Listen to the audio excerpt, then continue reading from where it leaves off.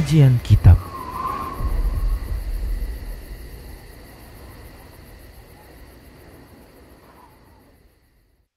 Bismillahirrahmanirrahim.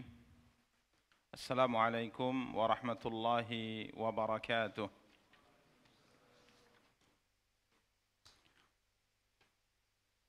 Alhamdulillahi rabbil alamin. Wassalatu wassalamu ala ashrafil anbiya'i wal mursalin, nabiyyina Muhammadin wa ala alihi wa sahbihi ajma'in. Asyhadu an la ilaha illallah wahdahu la syarika lah, wa asyhadu anna Muhammadan abduhu wa rasuluh. Salawatu rabbi wa salamuhu alaihi wa ala alihi wa ashabihi wa man ihtada bihadyihi wastanna bisunnatihi ila yaumiddin wa sallama tasliman katsira, amma ba'du. Ikhwani wa akhawati, kaum muslimin, kaum muslimat, rahimani wa rahimakumullahu jami'a. Alhamdulillah, puji dan syukur senantiasa kita ucapkan untuk Allah Subhanahu wa ta'ala atas nikmat dan karunia yang diberikan oleh Allah Subhanahu wa ta'ala untuk kita semua. Salawat beserta salam semoga senantiasa dilimpahkan oleh Allah untuk junjungan dan panutan kita, Nabi Allah yang mulia Muhammad sallallahu alaihi wasallam. Ikhwani wa akhawati, kaum muslimin, kaum muslimat, rahimani wa rahimakumullahu jami'a. Biidznillah, pada kesempatan yang berbahagia kali ini kita akan kembali melanjutkan kajian dan pembahasan kita, mencoba untuk membaca dan menjelaskan As-Sirah An-Nabawiyah, perjalanan hidup Nabi kita yang mulia sallallahu alaihi wasallam, dari kitab Al-Lu'lu'ul Maknun fi Sirati An-Nabiyyil Ma'mun, karya Al-Syeikh Musa bin Rashid Al-Azimi hafizahullahu ta'ala. Para ikhwah dan akhwat yang dimuliakan dan dirahmati oleh Allah Subhanahu wa ta'ala, pada pertemuan yang lalu alhamdulillah kita telah selesai di dalam membaca dan menjelaskan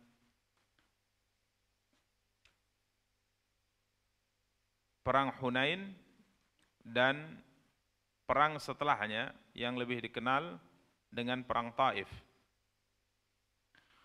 di mana pada pertemuan yang lalu alhamdulillah kita telah bacakan pembagian harta rampasan perang yang dilakukan oleh Rasulullah sallallahu alaihi wasallam di Ji'ranah. Kemudian hal yang terjadi dalam pembagian harta rampasan perang ini, di antaranya keberatan yang muncul dari orang-orang Ansar. Kemudian juga telah kita jelaskan Rasulullah sallallahu alaihi wasallam menerima kedatangan orang-orang Hawazin dan mereka masuk Islam, termasuk komandan pasukan Hunain dari kalangan orang-orang kafir juga akhirnya masuk ke dalam Islam, Malik bin Auf An-Nasri radhiyallahu ta'ala anhu. Dan kita juga telah bacakan pada pertemuan yang lalu kisah muadzin Rasulullah sallallahu alaihi wasallam di Masjidil Haram, Abu Mahdhurah. Dan setelah Rasulullah sallallahu alaihi wasallam selesai memberikan arahan dan bimbingan secara khusus untuk kota Mekkah yang sudah ditaklukkan oleh beliau sallallahu alaihi wasallam, di antaranya menunjuk gubernur untuk kota Mekkah, Attab bin Asid radhiyallahu anhu, maka akhirnya beliau pun kembali ke kota Madinah. Sampailah Nabi sallallahu alaihi wasallam di kota Madinah di akhir bulan Dzulqa'dah tahun 8 Hijriah. Para ikhwah dan akhwat yang dimuliakan dan dirahmati oleh Allah Subhanahu wa taala, insyaallah pada kesempatan yang berbahagia kali ini kita akan kembali melanjutkan pembahasan kita yang insyaallah apa yang akan kita kaji di sini adalah catatan sejarah yang terjadi sebelum terjadinya perang Tabuk. Ya, sebelum terjadinya perang Tabuk, ya. Intinya kisah yang sudah kita kaji ini sudah sampai pada akhir tahun 8 Hijriah dan akan memasuki tahun 9 Hijriah yang kita kenal dalam sejarah bahwa tahun 9 Hijriah adalah dikenal ya dengan sebutan Sanatul Wufud. Ya, tahun yang banyak sekali utusan-utusan yang datang ke kota Mekah dari kabilah-kabilah bangsa Arab mengikrarkan keislaman mereka di hadapan Rasulullah sallallahu alaihi wasallam. Karena Mekah telah berhasil beliau kuasai, beliau taklukkan, orang-orang Quraisy juga akhirnya masuk ke dalam Islam, ya, yang dahulunya banyak kabilah Arab dan jumlah mereka tentunya sangat banyak, ya, tersebar di Jazirah Arab. Banyak di kalangan kabilah-kabilah ini yang tidak bersikap. Ya, mereka tidak bersikap dengan gerakan dakwah yang dibawa oleh Nabi kita yang mulia sallallahu alaihi wasallam dengan istilah mereka sebagai agama baru. Jadi mereka tidak bersikap. Banyak dari kabilah-kabilah ini ya tidak memerangi Nabi sallam, tidak melawan, ya tidak mengumumkan permusuhan kepada Nabi sallallahu alaihi wasallam. Banyak mereka mengatakan, ya kita lihat saja hasilnya nanti bagaimana perlawanan Muhammad dengan kabilahnya orang Quraisy. Di mana orang Quraisy, ya, sebagaimana kita telah jelaskan pada pertemuan-pertemuan sebelumnya, mereka dikenal sebagai kabilah Arab yang paling mulia dan mereka adalah kabilah yang Allah Subhanahu wa taala secara khusus tunjuk mereka untuk mengurusi tempat suci, yakni Ka'bah yang dimuliakan oleh Allah Subhanahu wa taala. Sehingga banyak mereka menunggu, ya, jika seandainya Muhammad itu nanti akhirnya berhasil mengalahkan orang Quraisy, ya, maka agama yang dia bawa itu benar. Maka pada akhirnya Mekah telah ditaklukkan oleh Nabi sallallahu alaihi wasallam dan orang-orang Quraisy masuk ke dalam Islam, bahkan Taif juga akhirnya mengikrarkan keislamannya kepada Nabi kita yang mulia sallallahu alaihi wasallam. Akhirnya pada tahun 9 Hijriah banyak sekali utusan-utusan dari kabilah-kabilah ini yang mengirim, ya, utusan-utusan mereka ke kota Madinah untuk mewakili kabilah mereka mengikrarkan keislaman di hadapan Rasulullah sallallahu alaihi wasallam. Demikian para ikhwah dan akhwat yang dimuliakan dan dirahmati oleh Allah Subhanahu wa taala. Jadi insyaallah kita akan mencoba untuk membaca dan menjelaskan catatan sejarah yang terjadi sebelum terjadinya perang Tabuk. Yang pertama, kehadiran Ka'ab bin Zuhair bin Abi Sulma. Kehadiran Ka'ab bin Zuhair bin Abi Sulma dan keislamannya. Kenapa beliau disebut secara khusus, kedatangan beliau di kota Madinah dan keislamannya ditulis secara khusus karena Ka'ab bin Zuhair ini adalah tokoh besar saat itu. Sebagaimana sering kita sampaikan, ya, pada pertemuan-pertemuan sebelumnya bahwa para penyair di zaman itu memiliki kedudukan yang sangat istimewa. Ya, para penyair memiliki kedudukan yang sangat istimewa karena memang media mereka saat itu adalah syair itu sendiri. Dan Ka'ab bin Zuhair ini termasuk tokoh besar bangsa Arab yang ahli dalam merangkai kata-kata syair. Bahkan ia lahir dari keluarga besar ahli syair. Ya, beliau lahir dari keluarga besar ahli syair. Para ikhwah dan akhwat yang dimuliakan dan dirahmati oleh Allah Subhanahu wa taala, awal mula cerita Ka'ab bin Zuhair ini adalah tatkala ia bersama dengan saudaranya yang bernama Bujair bin Zuhair bin Abi Sulma. Ya, jadi disebutkan dalam sebuah riwayat bahwa ia bersama dengan saudaranya, yakni Ka'ab dengan Bujair, berangkat ke kota Mekah Al-Mukarramah. Kala itu Nabi SAW sudah mulai menyampaikan dakwahnya, mengajak orang-orang untuk memeluk Islam. Kemudian disebutkan bahwa Bujair berkata kepada Ka'ab, ya saudaranya, coba engkau tinggal di sini, ya. Dia minta kepada Ka'ab untuk tinggal. Saya ingin mencoba untuk menemui Muhammad sallallahu alaihi wasallam yang telah tersebar beritanya. Dia ini mengajak banyak orang untuk memeluk agama baru. Saya ingin mendengar apa yang dikatakan olehnya. Saya ingin mendengar, saya ingin bertemu, dan saya ingin memastikan kebenaran apa yang telah sampai kepada kita. Maka akhirnya Bujair pun berangkat masuk kota Mekah, kemudian menemui Rasulullah sallallahu alaihi wasallam. Kemudian akhirnya Bujair pun masuk ke dalam Islam. Ya, saudaranya Ka'ab masuk ke dalam Islam, dan tidak hanya cukup masuk ke dalam Islam, ya, tertarik dengan dakwah Nabi sallallahu alaihi wasallam, kemudian bersyahadat. Dan ia juga mencoba untuk menasihati saudaranya agar masuk ke dalam Islam, dan juga nasihat itu disampaikan dengan bait-bait syair. Karena sebagaimana kita sebutkan bahwa keluarga ini adalah keluarga penyair. Namun subhanallah, nasihat daripada Bujair kepada Ka'ab saudaranya, ya, ini dibalas dengan syair yang tidak pantas. Ya, syair yang tidak pantas. Dia mencela saudaranya kenapa masuk Islam. Bahkan bukan hanya sekedar mencela saudaranya, dia juga mencela Nabi SAW. Bahkan Abu Bakar juga terkena getahnya dari celaan itu. Karena ya maklum, semua orang tahu bahwa Abu Bakar itu adalah teman karibnya apa? Rasulullah. Bahkan banyak modal dakwah itu disokong, didukung oleh siapa? Abu Bakar radhiyallahu taala. Sehingga Nabi kita yang mulia sallallahu alaihi wasallam sendiri pernah berkata di akhir hayat beliau sallallahu alaihi wasallam bahwa perjuangan Abu Bakar dalam membantu beliau itu tidak bisa dibalas, baik harta maupun keluarga.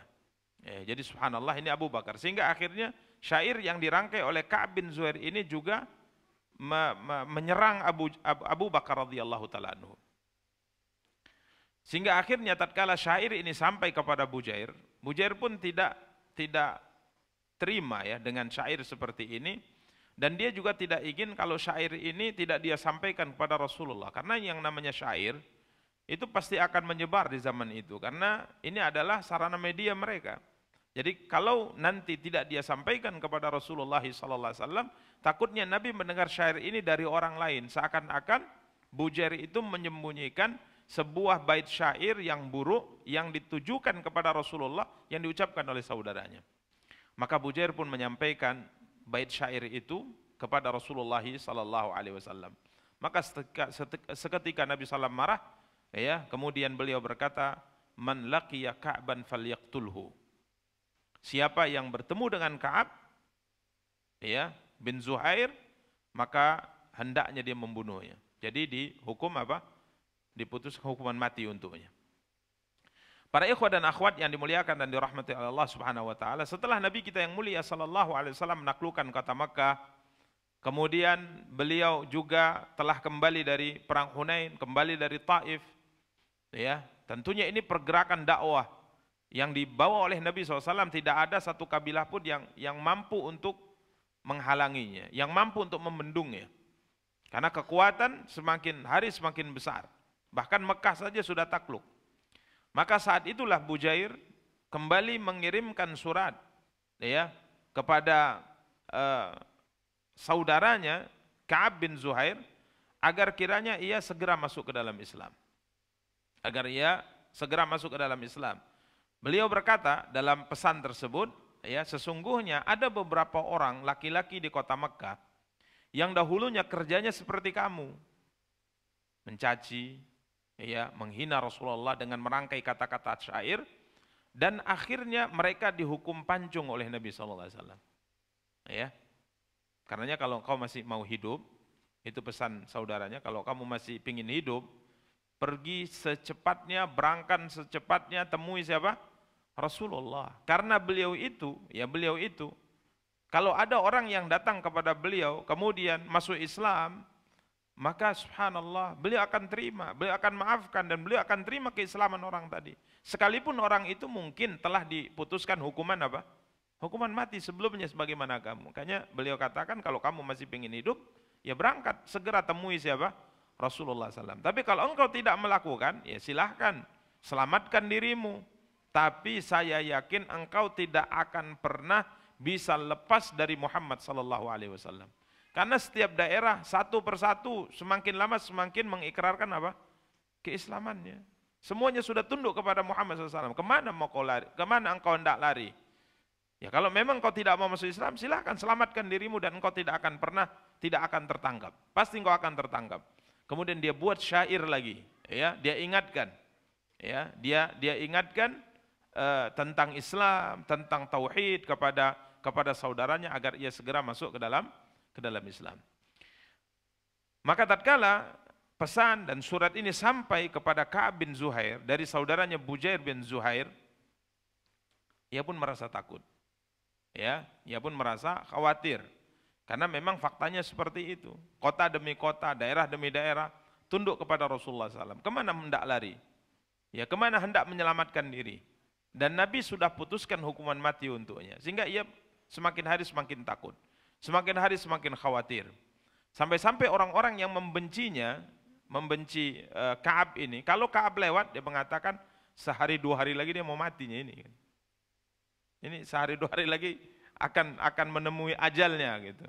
Ya mau kemana dia lari? Maka seketika ia pun bertekad untuk datang ke kota Madinah. Ini ahli syair terkenal di Jazirah Arab. Maka berangkatlah ia ke Madinah. Masuk Madinah malam hari. Setelah selesai sholat subuh, ia pun menyamar. Masuk ke masjid. Kemudian setelah selesai Rasulullah SAW sholat, dan Nabi tidak kenal dia, tidak tahu dia. Dia menyamar, kemudian dia mengatakan, ya Rasulullah, wahai utusan Allah, sesungguhnya Ka'ab bin Zuhair telah datang dan minta jaminan keamanan untukmu, dan dia bertaubat dan dia masuk Islam. Apakah kira-kira engkau terima? Ya, Masya Allah ini. Padahal orangnya dia ya. Apakah engkau terima dia tatkala ia datang dengan menyesal, bertaubat, masuk ke dalam Islam? Maka Nabi mengatakan, ya tentunya demikian. Maka Ka'ab bin Zuhair mengatakan, ya Rasulullah, sayalah sebenarnya Ka'ab bin Zuhair. Maka seketika seorang lelaki dari Ansar berdiri, kemudian mengatakan, ya Rasulullah, izinkan aku memenggal leher musuh Allah ini. Ya, karena dia telah diputuskan hukuman apa? Mati. Izinkan saya memenggal lehernya. Ini musuh Allah ya Rasulullah. Maka Nabi mengatakan, da'hu, ya, biarkan dia. Fa innahu qad ja'a ta'iban. Sungguh dia datang dalam keadaan telah bertaubat, nazi'an amma kana alaih, dan ia telah menyesali, meninggalkan apa yang dahulu telah dia lakukan. Maka subhanallah, karena dimaafkan, diterima, maka seketika dia merangkai bait-bait syair yang dikenal dengan kata pertama, banat su'adu. Ini dikenal juga dalam sejarah dengan syair burdah. Syair burdah. Tapi bukan burdah yang ditulis oleh Al-Busiri ya. Ada burdah Busiri. Ini lebih terkenal lagi daripada syair burdah yang ditulis atau yang dirangkai oleh Ka'ab bin Zuhair. Sedangkan syair yang dirangkai oleh Al-Busiri dikenal dengan burdah, pujian kepada Nabi SAW. Ini ada beberapa catatan para ulama seperti adanya apa? Ghulu, adanya berlebihannya beliau di dalam memuji siapa? Rasulullah sallallahu alaihi wa ala alihi wasallam. Di antara ungkapannya bahwa ilmumu ya Muhammad itu meliputi ilmu lauh dan qalam, ilmu lauh mahfuz. Ilmumu ya Muhammad meliputi ilmu lauh dan ilmu lauh mahfuz. Ini pujian yang sebagian para ulama mengatakan adalah pujian yang berlebihan terhadap siapa? Rasulullah SAW. Karena ilmu lauh mahfuz adalah ilmu siapa? Ilmu Allah. Tidak ada yang tidak tertulis di Lauh Mahfuz. Karena Allah Subhanahu wa taala pertama kali menciptakan makhluk, maka makhluk yang pertama kali Dia ciptakan adalah pena. Kemudian Allah perintahkan pena ini untuk mencatat di Lauh Mahfuz, maka pena mengatakan, apa yang hendak saya catat ya Tuhanku? Maka Allah mengatakan, uktub ma huwa kainun ila yaumil qiyamah. Tulislah semua apa yang akan terjadi sampai hari kiamat. Jadi ini adalah ilmu Allah Subhanahu wa taala yang tidak disingkap kepada siapapun dari hambanya, dari makhluknya, tidak nabi dan tidak juga malaikat. Maka jika seandainya disebut ilmu Nabi sallallahu alaihi wasallam adalah ilmu yang ada di Lauh Mahfuz, maka ini adalah sebuah pujian memang, tapi pujian yang ghulu, pujian yang berlebihan. Padahal Nabi sallallahu alaihi wasallam bersabda, "La tutruni kama atratin nasara ibna Maryam."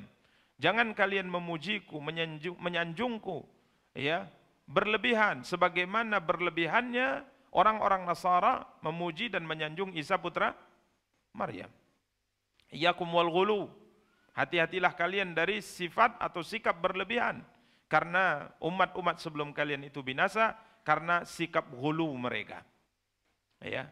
Namun yang terkenal syair burdah itu yang paling terkenal, yakni karya Busiri ini. Padahal yang asli syair burdah itu sebenarnya dinisbatkan kepada syairnya Ka'ab bin Zuhair tatkala memuji siapa? Rasulullah di saat ia dimaafkan. Diterima keislamannya, diterima taubatnya. Kenapa disebut burdah? Burdah itu kain ya. Karena disebutkan Allah taala alam tatkala beliau memuji Rasulullah sallallahu alaihi wasallam dengan kalimatnya, innar rasula lanurun yustadha'u bihi muhannadun min suyufillahi maslulu fi usbatin min quraisyin qala qailuhum bi batni makkah lamma aslamu zulu. Tatkala beliau sebutkan ini pujiannya kepada Rasulullah, sungguhnya Nabi sallallahu alaihi wasallam adalah cahaya yang manusia akan menerima pancaran cahaya darinya, cahaya hidayah, ya, syariat diterima manusia dari siapa? Rasulullah SAW. Maka tatkala memuji Nabi SAW dengan pujian yang baik ini, maka Nabi SAW melepas kain yang beliau pakai, selendang yang beliau pakai, kemudian Nabi berikan sebagai bentuk hadiah kehormatan kepada siapa? Ka'ab bin Zuhair. Dan kain ini pernah ditawar mahal oleh Muawiyah bin Abi Sufyan, ya, dengan harga 10.000 dinar. 10.000 dinar, tapi dia tidak mau. Dia tidak mau menjualnya. Kemudian setelah beliau meninggal, ahli warisnya menerima warisan selendang dari Nabi SAW ini kepada ayah mereka. Mereka warisi, kemudian Muawiyah kembali menawar dengan harga yang lebih mahal, 20.000. Ya, akhirnya kemudian selendang ini dijual kepada siapa? Muawiyah bin Abi Sufyan radhiyallahu taala anhuma. Jadi beliau kemudian merangkai syair yang subhanallah, syair ini dijadikan sebagai kalimat ya dasar dari orang-orang yang mencoba untuk memuji Rasulullah SAW dengan syair-syair mereka. Ya, ini para ikhwah dan akhwat yang dimuliakan dan dirahmati oleh Allah Subhanahu wa taala. Masuk Islamnya Ka'ab bin Zuhair radhiyallahu taala anhu. Berikutnya yang terjadi adalah Nabi kita yang mulia sallallahu alaihi wasallam di bulan Dzulqa'dah ini mengirim sepucuk surat dakwah, ya, mendakwahi Raja Oman, mendakwahi Raja Oman, ya, Latinnya Oman.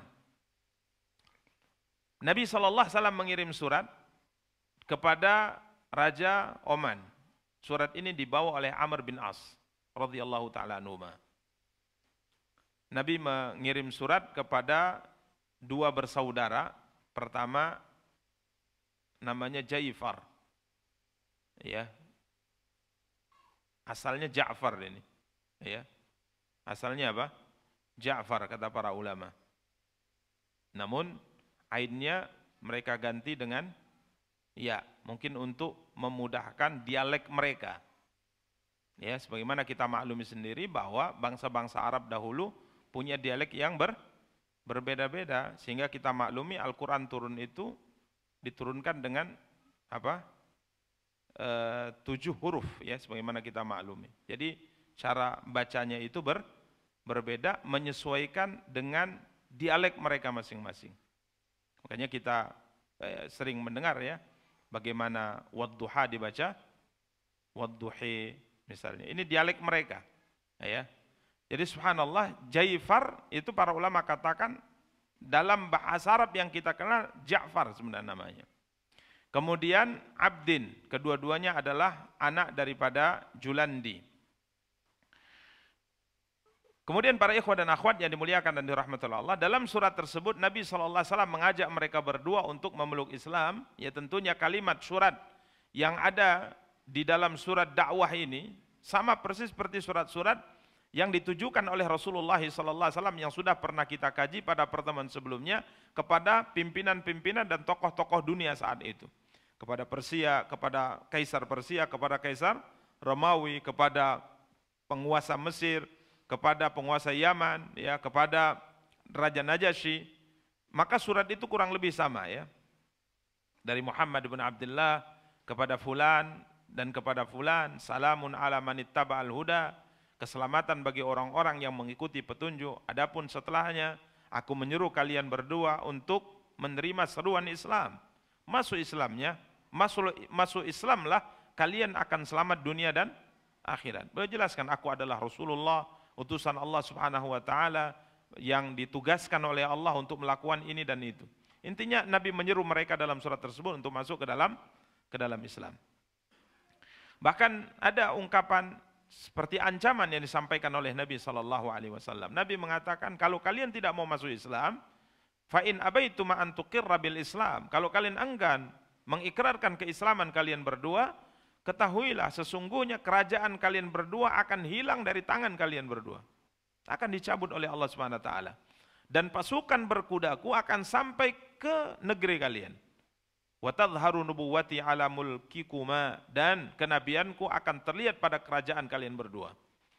Ya, ini diingatkan oleh Rasulullah SAW. Kemudian Nabi menulis surat ini melalui perantara Ubay bin Ka'ab, kemudian Nabi stempel, kemudian Nabi perintahkan Amr untuk membawanya ke Oman. Berangkatlah Amr bin As radhiyallahu taala anhu. Kemudian Amr bin As, karena beliau itu sudah kenal ya dengan kedua raja ini. Ya. Kedua kakak adik ini, beliau sudah kenal, sudah kenal baik dengan keduanya. Maka akhirnya Amr bin As mengatakan, rajanya sebenarnya adalah disebutkan di sini, rajanya adalah Jaifar. Ya, rajanya adalah Jaifar. Namun kalau dari akhlak kepribadian, yang paling baik dan paling lembut dari mereka berdua adalah adiknya, Abdin. Ya, maka akhirnya aku berangkat ke Oman dan aku langsung menuju, tidak ke rajanya langsung, ke Jaifar, akan tapi ke adiknya. Kemudian aku mengatakan, ya, aku berkata kepada adiknya, sesungguhnya aku adalah utusan dari Rasulullah SAW kepadamu dan kepada saudaramu Jaifar. Maka sang adik mengatakan, sesungguhnya kakakku lebih tua dan dia juga raja Oman itu dia, bukan saya. Tapi Abdin tahu maksud daripada Amr bin As, karena kakaknya punya watak keras, ya, salah-salah ucap nanti misinya tidak akan tersampaikan. Mungkin jangankan surat dibuka, mungkin sebelum surat itu disampaikan sudah melayang dulu apanya, nyawanya. Makanya subhanallah, ini kebijaksanaan yang diambil oleh Amr bin As. Maka Abdin mengatakan, namun aku akan mencoba untuk mempertemukan engkau dengannya sampai engkau bisa membaca surat Muhammad itu di hadapannya. Summa qala li, kemudian dia bertanya, ini surat tidak dibaca karena surat itu tidak dibuka dan tidak dibaca karena surat itu ditujukan kepada siapa? Kepada raja gitu. Ya. Maka Abdin berkata, "Wa ma tadu ilaihi?" Kalau boleh tahu, seruan apa yang hendak engkau sampaikan wahai Amr? Maka Amr mengatakan, "Ad'uka ilallahi wahdahu la syarikalah." Aku menyuruh engkau kepada Allah yang esa, yang tidak ada sekutu baginya. Wa takhla'u ma ubida min duni, dan engkau harus meninggalkan semua sesembahan yang disembah selain Allah, dan engkau bersaksi bahwa Muhammad adalah hamba dan utusannya. Ini seruan yang ingin sebenarnya ingin kami sampaikan, yang seruan ini pula yang sebenarnya ada di dalam surat yang dikirim oleh Rasulullah sallallahu alaihi wasallam. Faqala abdun ya Amr, wahai Amr, engkau ini adalah anak daripada tokoh. Bapakmu itu tokoh kaummu di kota Mekah. Sikap bapakmu itu bagaimana? Sikap bapakmu bagaimana? Fa inna lana fihi qudwa, karena bapakmu ini termasuk panutan kami. Ayahmu termasuk panutan kami. Siapa ayah Amr? Al-As bin Wa'il As-Sahmi. Al-As bin Wa'il As-Sahmi yang terbunuh di perang Badar. Ini tokoh paling keras kepala ya. Ada Muslim, ini pernah kita juga bacakan pada pertemuan sebelumnya. Dia punya hutang dengan seorang Muslim di kota Mekah, kemudian ditagih nggak mau bayar. Memang orangnya ini seperti ini, Al-As bin Wa'il As-Sahmi ini ditagih nggak mau bayar. Maka setelah sering-sering ditagih, akhirnya As bin Wa'il mengatakan gini, bukankah Muhammad temanmu itu, nabimu itu mengatakan kalau kita mati nanti di sana ada surga? Iya benar. Di surga Allah akan berikan, Tuhan akan berikan semua yang kita mau. Iya. Ya sudah, kalau demikian nanti saya bayar hutangku di sana nanti. Ini kata Al-As bin Wa'il As-Sahmi. Saya akan minta kepada Tuhan yang dijanjikan Muhammad banyak hal untuk bisa membayar hutangmu. Ini Al-As bin Wa'il As-Sahmi. Dan karena sebab dia berhutang dengan seorang pedagang dari negeri Yaman, akhirnya terjadi Hilful Fudul, perjanjian mulia di rumah Abdullah bin Juda'an. Ini sifat yang dimiliki, sifat buruk yang dimiliki oleh Al-As bin Wa'il As-Sahmi, ayah dari Amr ibnul As. Jadi dia termasuk panutan. Ya bagaimana sikap ayahmu dengan seruan dakwah Muhammad ini? Maka aku mengatakan dia sudah meninggal dan tidak beriman dengan Muhammad sallallahu alaihi wasallam. Dan aku benar-benar sebenarnya berharap sekali kalau dia masuk Islam dan dia membenarkan agama Muhammad. Dulu aku juga sependapat dengan ayahku. Aku menolak ini dakwah. Aku menolak ini agama. Sampai akhirnya aku pun memeluk Islam. Qala famata tabi'tahu. Sudah berapa lama kau masuk Islam? Amr mengatakan qariban. Belum lama. Ya karena cerita Amr masuk Islam itu juga belum lama kita ceritakan di sini. Baru saja saya masuk Islam. Di mana kau masuk Islam? Saya masuk Islam di sisi Raja Najasyi. Di sisi Raja Najasyi. Ya. Para ikhwan dan akhwat yang dimuliakan dan dirahmati oleh Allah Subhanahu wa taala, ini kata Amr bin As. Ini juga sudah pernah kita ceritakan pada pertemuan sebelumnya. Kala itu Raja Najasyi marah kepada Amr bin As sampai memukul apanya? Ada yang ingat? Mukul hidung ya. Sampai Amr kala itu mengatakan, kalau seandainya ada tempat bersembunyi yang bisa aku masuk ke dalamnya, aku pasti akan masuk ke situ. Karena aku lihat begitu sangat marahnya siapa? Raja apa? Najasyi. Ya, begitu sangat marahnya Raja Najasyi kepada aku. Sampai akhirnya aku bertanya kepada beliau, wahai Paduka, bagaimana sebenarnya seruan yang dibawa oleh Muhammad ini, yang kami musuhi? Maka Raja Najasyi mengatakan, kebenaran. Ini adalah agama yang benar. Maka akhirnya disitulah Amr bin As masuk Islam, dia pun meninggalkan Habasyah, ingin ke Madinah, di tengah jalan bertemu dengan siapa? Khalid bin Walid, dan satu lagi Utsman bin Talha. Khalid bin Walid, Utsman bin Talha. Utsman bin Talha siapa? Utsman bin Talha ini adalah yang akhirnya memegang kunci Ka'bah. Utsman bin Talha dari Bani Abdiddar, yang akhirnya Nabi serahkan padanya kunci Ka'bah. Dan Utsman bin Talha inilah yang pernah juga kita ceritakan yang mendampingi Ummu Salamah dan anaknya hijrah. Waktu itu beliau belum masuk Islam. Ummu Salamah ingin hijrah bersama dengan anaknya Salamah. Kemudian Utsman bin Talha mengatakan, mau kemana Ummu Salamah? Saya mau menyusul suamiku yang ada di kota Yathrib. Maka Utsman bin Talha mengatakan, wanita seperti kamu berserta dengan anakmu ini tidak pantas berjalan di tengah padang pasir, jarak yang begitu jauh, tidak ada yang menemani. Maka akhirnya Utsman bin Talha tanpa diminta, dia masih musyrik. Tanpa diminta, tanpa ada kesepakatan upah apapun, dengan sepenuh hati, cuma-cuma dia membantu Ummu Salamah mengantarkannya kemana? Ke Madinah. Jadi dituntunnya untanya, kalau jam istirahat untanya diderumkan, didudukkan, kemudian Ummu Salamah diperintahkan istirahat, kemudian untanya dicarikan makanan, terus begitu dia lakukan sampai akhirnya di Kuba. Sampai di perkampungan Kuba, Utsman bin Talha mengatakan, di sini suamimu tinggal, yakni Abu Salamah radhiyallahu taala anhu. Di sini suamimu tinggal. Maka dia pun kembali ke kota Mekah dengan berjalan kaki. Ini Utsman bin Talha. Sampai apa kata Ummu Salamah, aku tidak pernah mengenal seorang laki-laki yang lebih baik daripada Utsman bin Talha radhiyallahu taala anhu. Jadi Khalid masuk Islam bersama dengan Utsman bin Talha. Khalid dari Bani Makhzum, kemudian bertepatan bersama dengan Amr bin As yang datang dari negeri Habasyah untuk juga mengikrarkan keislaman. Sedangkan kita tahu bahwa Amr ibn al-As ini dari Bani Saham, dan semuanya adalah orang-orang Quraisy.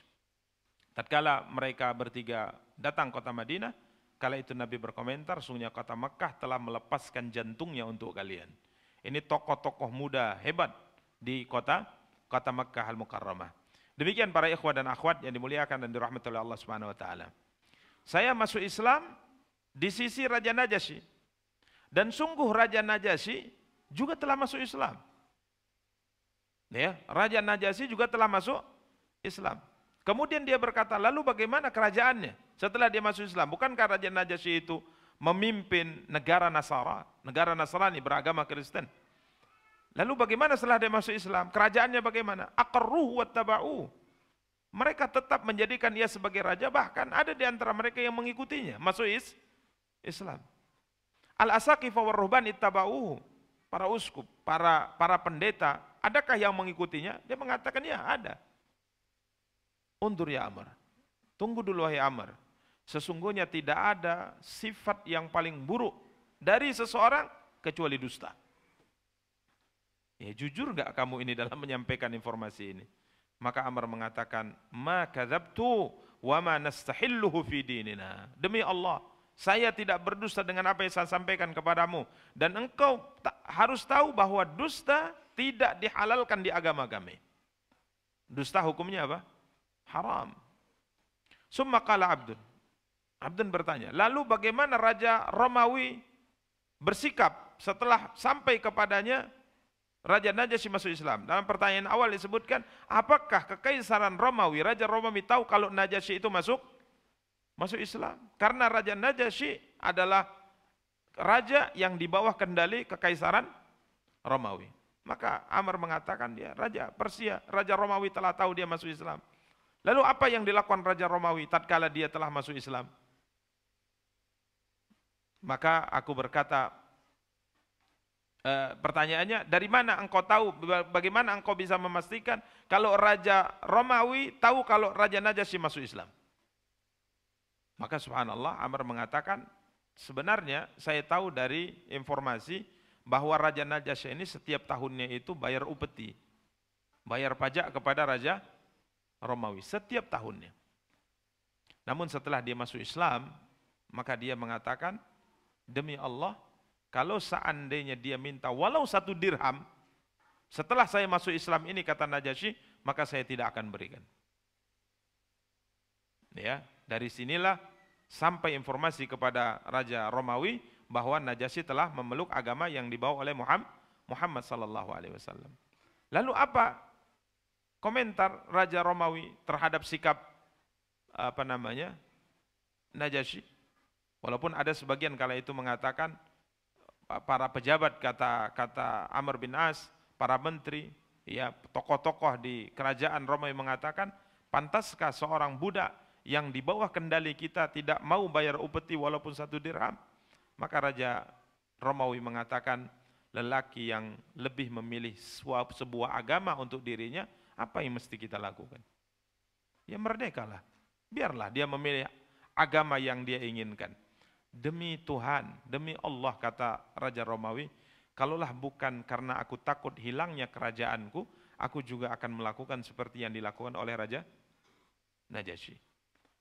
Ini persis seperti yang kita bacakan pada pertemuan yang lalu, tatkala surat Nabi kita yang mulia sallallahu alaihi wasallam sampai di tangan Kaisar Romawi, maka dia muliakan surat itu. Bahkan dia mengatakan kala itu bertanya kepada para apa? Para pendeta, para uskup, ditanya.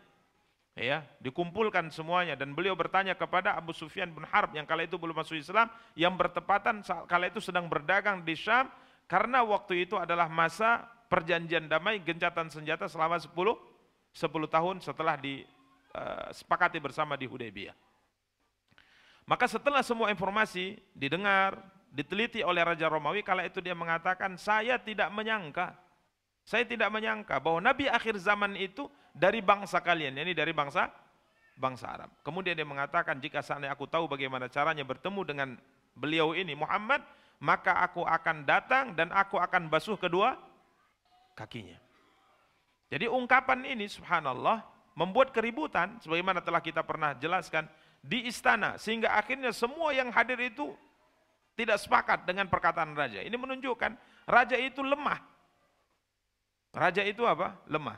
Akhirnya Abu Sufyan pun dikeluarkan dari ruangan dan disebutkan dalam catatan sejarah, Romawi ini atau Raja Kaisar Romawi ini sebenarnya berniat kuat ingin masuk ke dalam Islam, tapi takut, khawatir kekuasaan dan kerajaannya akan hilang gara-gara dia masuk Islam. Karena disebutkan dalam sebagian sejarah, setelah dia renungkan, setelah dia baca, ini betul-betul Nabi, penutup para Nabi, Nabi akhir zaman.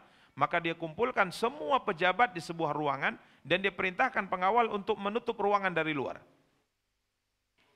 Para perdana menterinya, para menteri-menterinya, para petinggi-petinggi tentaranya semua dikumpulkan di istana dan pintu dikunci dari luar. Kemudian dia mengatakan kepada semuanya, wahai teman-teman, apakah kalian ingin kerajaan kalian ini diabadikan oleh Allah untuk kalian? Maka mereka mengatakan, tentunya mohon paduka. Apa pendapat kalian kalau seandainya, apa pendapat kalian kita mengikuti Nabi ini? Surat sudah dilayangkan oleh beliau ke kita, dia mengajak kita masuk ke dalam agamanya. Apa pendapat kalian kita mengikuti agamanya agar kerajaan kita dikekalkan oleh Tuhan? Semua mereka akhirnya bangkit dari tempat duduknya dan ingin keluar, tidak terima dengan perkataan siapa? Raja mereka. Dan tatkala mereka hendak keluar, ini hendak menolak, mungkin melakukan tindakan dan sebagainya, mereka hendak keluar, karena semua pintu dikunci. Kemudian raja mengatakan, duduk kembali. Semuanya duduk, kemudian dia mengatakan, sesungguhnya saya hanya mengetes keimanan kalian. Saya hanya ingin tes, sejauh mana keimanan kalian dengan agama kalian. Oh, berarti nggak beneran kan gitu kan. Padahal kalau semua mau masuk Islam, dia juga akan masuk Islam. Ini Raja Romawi. Sehingga subhanallah Imam Al-Bukhari rahimahullah membawakan cerita kekaisaran Romawi ini di hadis pertama di dalam kitab beliau dalam bab niat. Dalam bab apa? Niat. Artinya apa? Ya orang kalau seperti ini Allahu alam niatnya bagaimana, kita serahkan saja kepada siapa? Kepada Allah. Tapi para ulama sejarah mengatakan ya sehingga mereka berselisih apakah dia masuk Islam atau tidak, ini ada terjadi perbincangan. Akan tapi fakta sejarah membuktikan dialah kaisar yang melawan pasukan Abu Bakar dan Umar di masa mereka, yakni Abu Bakar dan Umar menjabat sebagai seorang khalifah. Ini menunjukkan dia tidak masuk Islam. Tapi subhanallah, dia muliakan surat siapa? Rasulullah. Bahkan dia kirimkan hadiah-hadiah istimewa kepada siapa? Rasulullah sallallahu alaihi wasallam. Jadi intinya Najasyi sudah masuk Islam, Kaisar Romawi juga tahu Najasyi masuk Islam, dan tapi tidak melakukan tindakan apapun. Ya. Kemudian Abdun berkata, undur mataku ya Amr. Coba engkau lihat lagi informasi yang kau sampaikan ya wahai Amr, benar enggak ini? Maka Amr mengatakan, wallahi sadaqtuka, demi Allah wahai Abd, saya jujur. Kemudian sampaikan kepadaku apa yang dilarang dan apa yang disuruh oleh Nabi kalian ini. Maka Amr mengatakan, dia memerintahkan kami mentaati Allah semata, melarang kami dari melakukan maksiat, memerintahkan kami untuk berbuat baik, menyambung hubungan baik dengan kerabat, melarang kezaliman dan permusuhan, melarang berbuat zina, melarang minum khamar, melarang menyembah batu, melarang menyembah berhala, dan juga melarang menyembah salib. Apa arti salib? Salib. Salib artinya apa? Salib. Qala Abdun mengatakan, sungguh sangat bagus dakwah seruan Nabi kalian ini.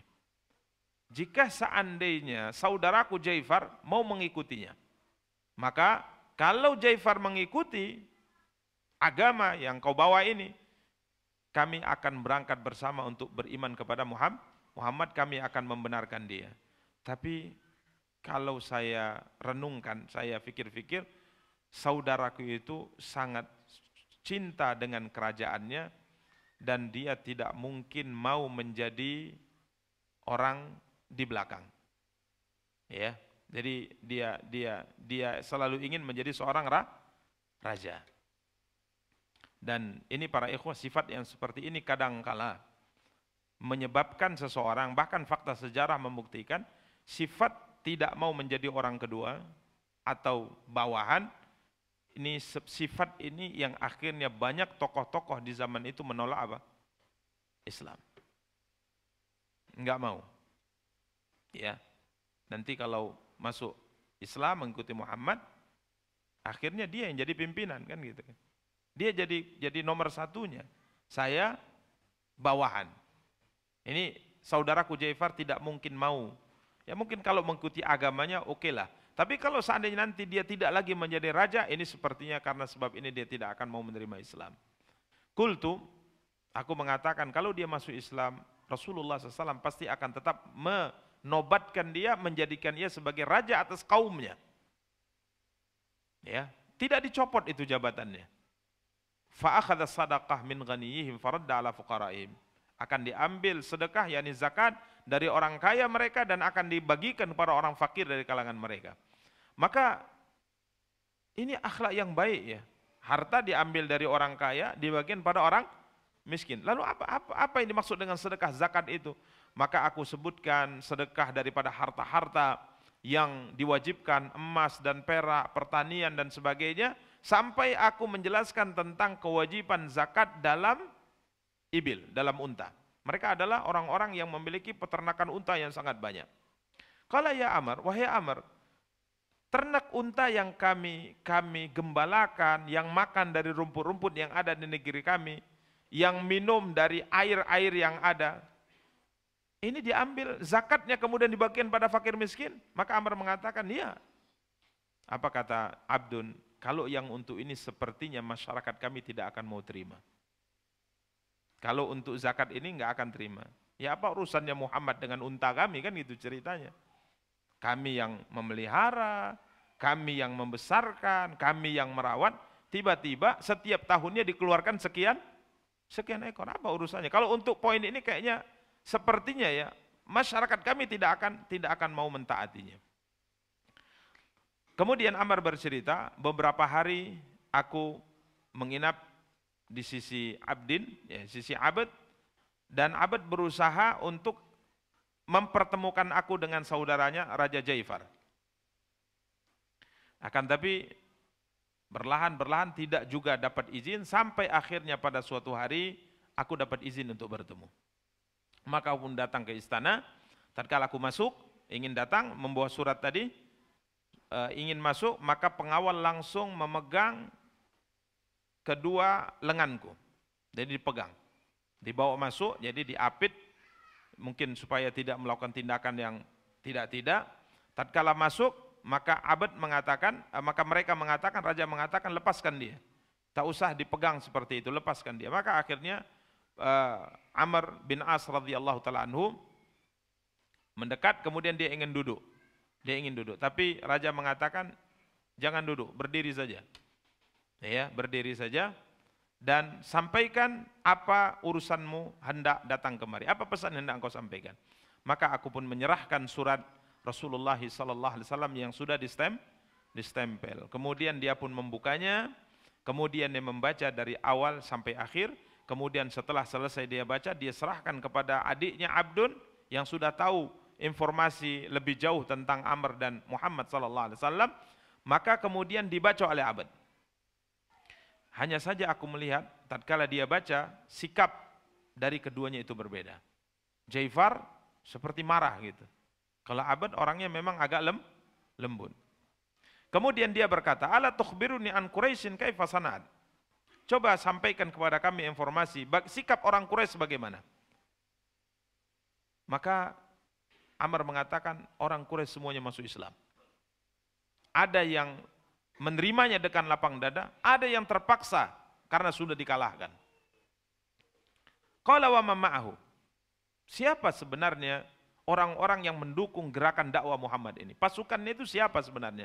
Karena kita sering sampaikan pada pertemuan-pertemuan sebelumnya, kabilah-kabilah Arab ini punya pasukan ya kabilah mereka. Tidak mungkin satu kabilah pasukannya kabilah yang lain, tidak mungkin. Karena apa kata siapa namanya lupa saya, di perjanjian Hudaybiyah ini kita sebutkan sampai Abu Bakar kala itu memakinya. Umsus badral lat anahnu nafirru minhu wa nada'uh. Abu Bakar sampai makinya dengan kata-kata kotor ya. Karena ucapan dia ini, afwan, Urwah bin Mas'ud yang akhirnya masuk Islam radhiyallahu taala. Jadi kala itu Urwah melihat kepada 1.400 sahabat yang berada di sekitar Rasulullah, semua mereka itu dari kabilah-kabilah yang berbeda-beda, dari negeri-negeri yang berbeda-beda, dan kulit yang berbeda-beda. Ada dari kabilah fulan, dari kabilah fulan, dari kabilah fulan, dari negara ini, dari negara bersatu menjadi sahabat siapa? Rasulullah. Ini dalam pengalaman bangsa Arab, pasukan yang seperti tidak akan bertahan dalam pertempuran apapun. Ini pasukan yang rapuh. Pasukan yang kuat itu adalah pasukan yang dibina, dibangun di atas satu panji perang dari satu kabilah. Biasanya itu pasukan tempur yang siap mati demi membela kabilahnya, demi membela keluarganya. Maka dia melihat di sana ada orang Quraisy, di sana ada orang dari Madinah, ya, dari Yaman, ya, dari Arab-Arab pedalaman, bahkan ada dari Persia, bahkan ada dari Habasyah, bercampur baur manusia yang semuanya menjadi sahabat siapa? Rasulullah SAW. Maka Urwah kala itu mengatakan, saya melihat wajah-wajah yang kalaupun terjadi perang, engkau paksakan masuk ke kota Mekah, terjadi perang antara kamu dan orang-orangmu ini dengan orang Mekah, maka semua mereka ini akan melarikan diri, meninggalkan engkau sendirian. Karena ini pasukan yang rapuh ini Muhammad. Maka apa kata Abu Bakar kala itu duduk dan tidak sabar dengan ocehan Urwah bin Mas'ud seperti ini, maka dia mengatakan umsus badrlan. Dia mengucapkan kata-kata jorok di hadapan Urwah bin Mas'ud, kemudian dia mengatakan, apakah kamu menyangka bahwa kami akan meninggalkan dia? Kemudian Urwah melihatnya. Siapa ini? Dia Abu Bakar, kata Rasulullah. Maka apa kata Urwah, kalaulah bukan karena aku masih punya hutang budi yang belum aku balas kepadamu, hai Abu Bakar, niscaya akan saya jawab ucapanmu ini dengan kata yang lebih jorok dari itu. Ini para ikhwan dan akhwat yang dimuliakan dan dirahmati Allah. Sehingga dia bertanya, ya, Jaifar bertanya tentang orang Quraisy, siapa sih pengikutnya? Dari kabilah mana? Maka diceritakanlah tentang ashabu Muhammadin sallallahu alaihi wasallam. Bagaimana para sahabat Nabi sallallahu alaihi wasallam, ya. Dan seterusnya. Kemudian Amr mengatakan, kalau engkau masuk Islam, engkau mengikutinya, maka engkau akan seperti ini. Tapi kalau engkau tidak masuk Islam, maka pasukannya akan sampai ke negaramu ini. Maka Jaifar mengatakan, da'ni yaumi hadha wa arji ilayya ghadan, warji ilayya ghadan. Oke, kata Jaifar, beri saya kesempatan untuk berpikir, besok balik lagi. Besok engkau kembali lagi. Maka Amr mengatakan, maka pun kembali kepada saudaranya Abad. Kemudian apa kata Abad? Amr, saya berharap abangku akan masuk Islam kalau ia tidak khawatir atas kerajaannya. Para ikhwah dan akhwat yang dimuliakan dan dirahmati oleh Allah Subhanahu wa taala, sampai besoknya saya dipanggil, kemudian dia mengatakan, sudah saya renungkan semuanya. Kemudian dia mengatakan, kalau seandainya aku terima masuk ke agama lelaki ini Muhammad sallallahu alaihi wasallam, maka aku akan menjadi orang Arab yang paling lemah. Bagaimana mungkin kerajaanku ini akan saya serahkan kepada orang tanpa berperang, tanpa melakukan perlawanan, ya. Tiba-tiba saya terima, saya serahkan kerajaan kepadanya. Ini saya menjadi orang Arab yang paling apa? Paling lemah. Lagi pula negeri kami jauh dari negerinya Muhammad. Nggak akan sampai pasukan berkudanya kemari karena jauh. Dan kalaupun dia sampai, dia akan bertemu dengan pasukan yang tidak seperti pasukan yang pernah dihadapi sebelumnya. Ini kata Jaifar. Maka Amr mengatakan, ya kalau memang itu jawaban paduka, sudah, saya besok akan pulang. Saya besok akan pulang. Maka para ikhwah dan akhwat yang dimuliakan dan dirahmati oleh Allah SWT, tatkala saya benar-benar akan berangkat, maka si Abd berusaha berbicara sahurus kepada saudaranya Jaifar, berbicara empat mata. Dampak yang akan ditimbulkan kalau tidak masuk Islam. Dijelaskan. Maka subhanallah, besok paginya saya dipanggil lagi. Akhirnya keduanya masuk Islam. Abd masuk Islam, kemudian juga abangnya, raja masuk Islam. Para ikhwah dan akhwat yang dimuliakan dan dirahmati oleh Allah Subhanahu wa taala, Nabi kita yang mulia sallallahu alaihi wasallam memberikan beberapa keputusan-keputusan khusus untuk mereka. Kemudian Amr bin As tetap bersama dengan mereka di situ, menjadi pengajar mereka, menjelaskan tentang hukum zakat dan aturan-aturannya, dan dia tetap berada di Oman sampai Nabi kita yang mulia sallallahu alaihi wasallam meninggal. Dan Nabi sallallahu alaihi wasallam di sini disebutkan pernah memuji mereka, yakni orang-orang Oman ini.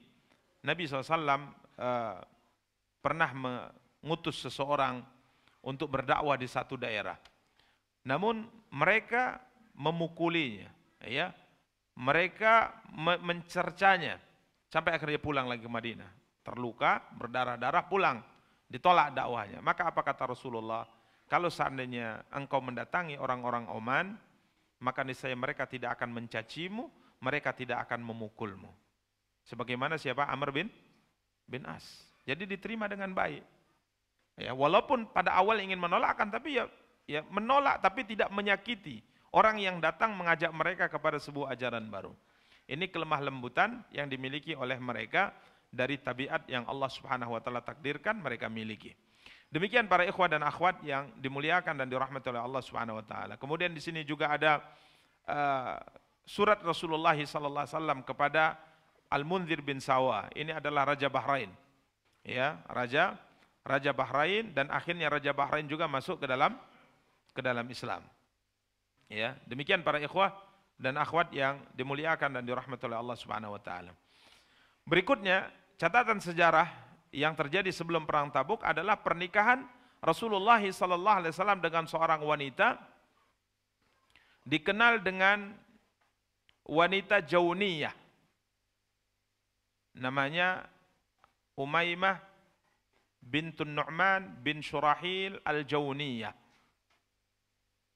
Ini wanita Arab yang memiliki kedudukan terhormat dari Kindah, dan bukan hanya memiliki garis keturunan para raja, dia juga memiliki rupa atau wajah yang sangat jelita.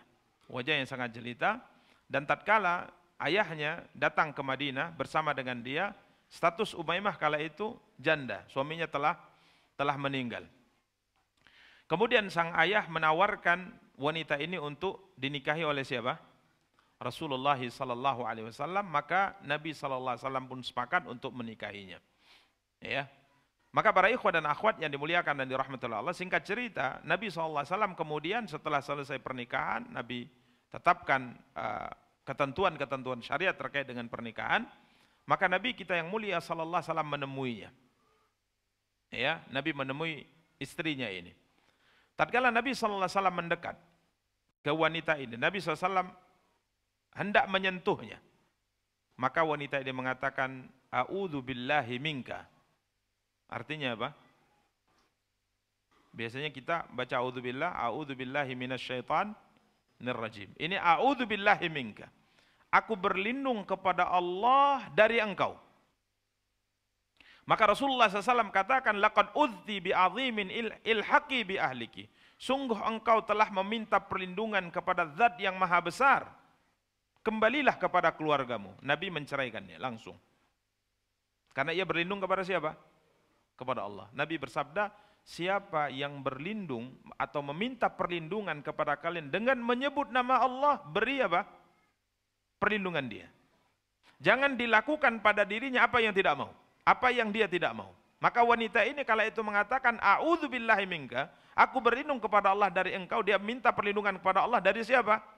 Rasulullah. Maka Nabi mengatakan, engkau telah berlindung kepada Zat yang Maha Agung, kembalilah kepada keluargamu. Nabi ceraikan dia. Jauniyah, Umaymah bintun Nu'man ibnu Syurahil al-Jauniyah. Para ikhwah dan akhwat yang dimuliakan dan dirahmati Allah. Dalam sebagian ungkapan lain, ya, dia berkata, pantaskah wanita dari garis keturunan raja dinikahi oleh seorang yang bukan raja? Nah ini, para ikhwah.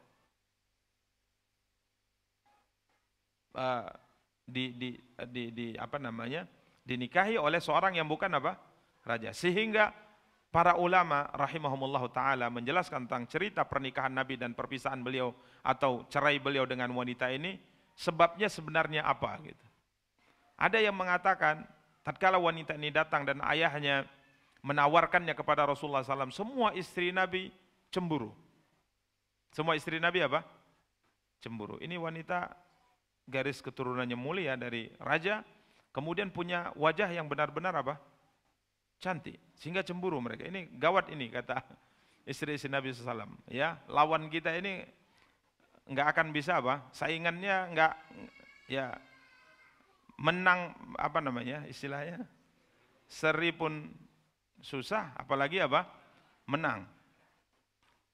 Ini wajar ya dalam cerita rumah tangga yang ada madu-madunya, ini wajar seperti ini. Tanya yang poligami, insya Allah lebih paham.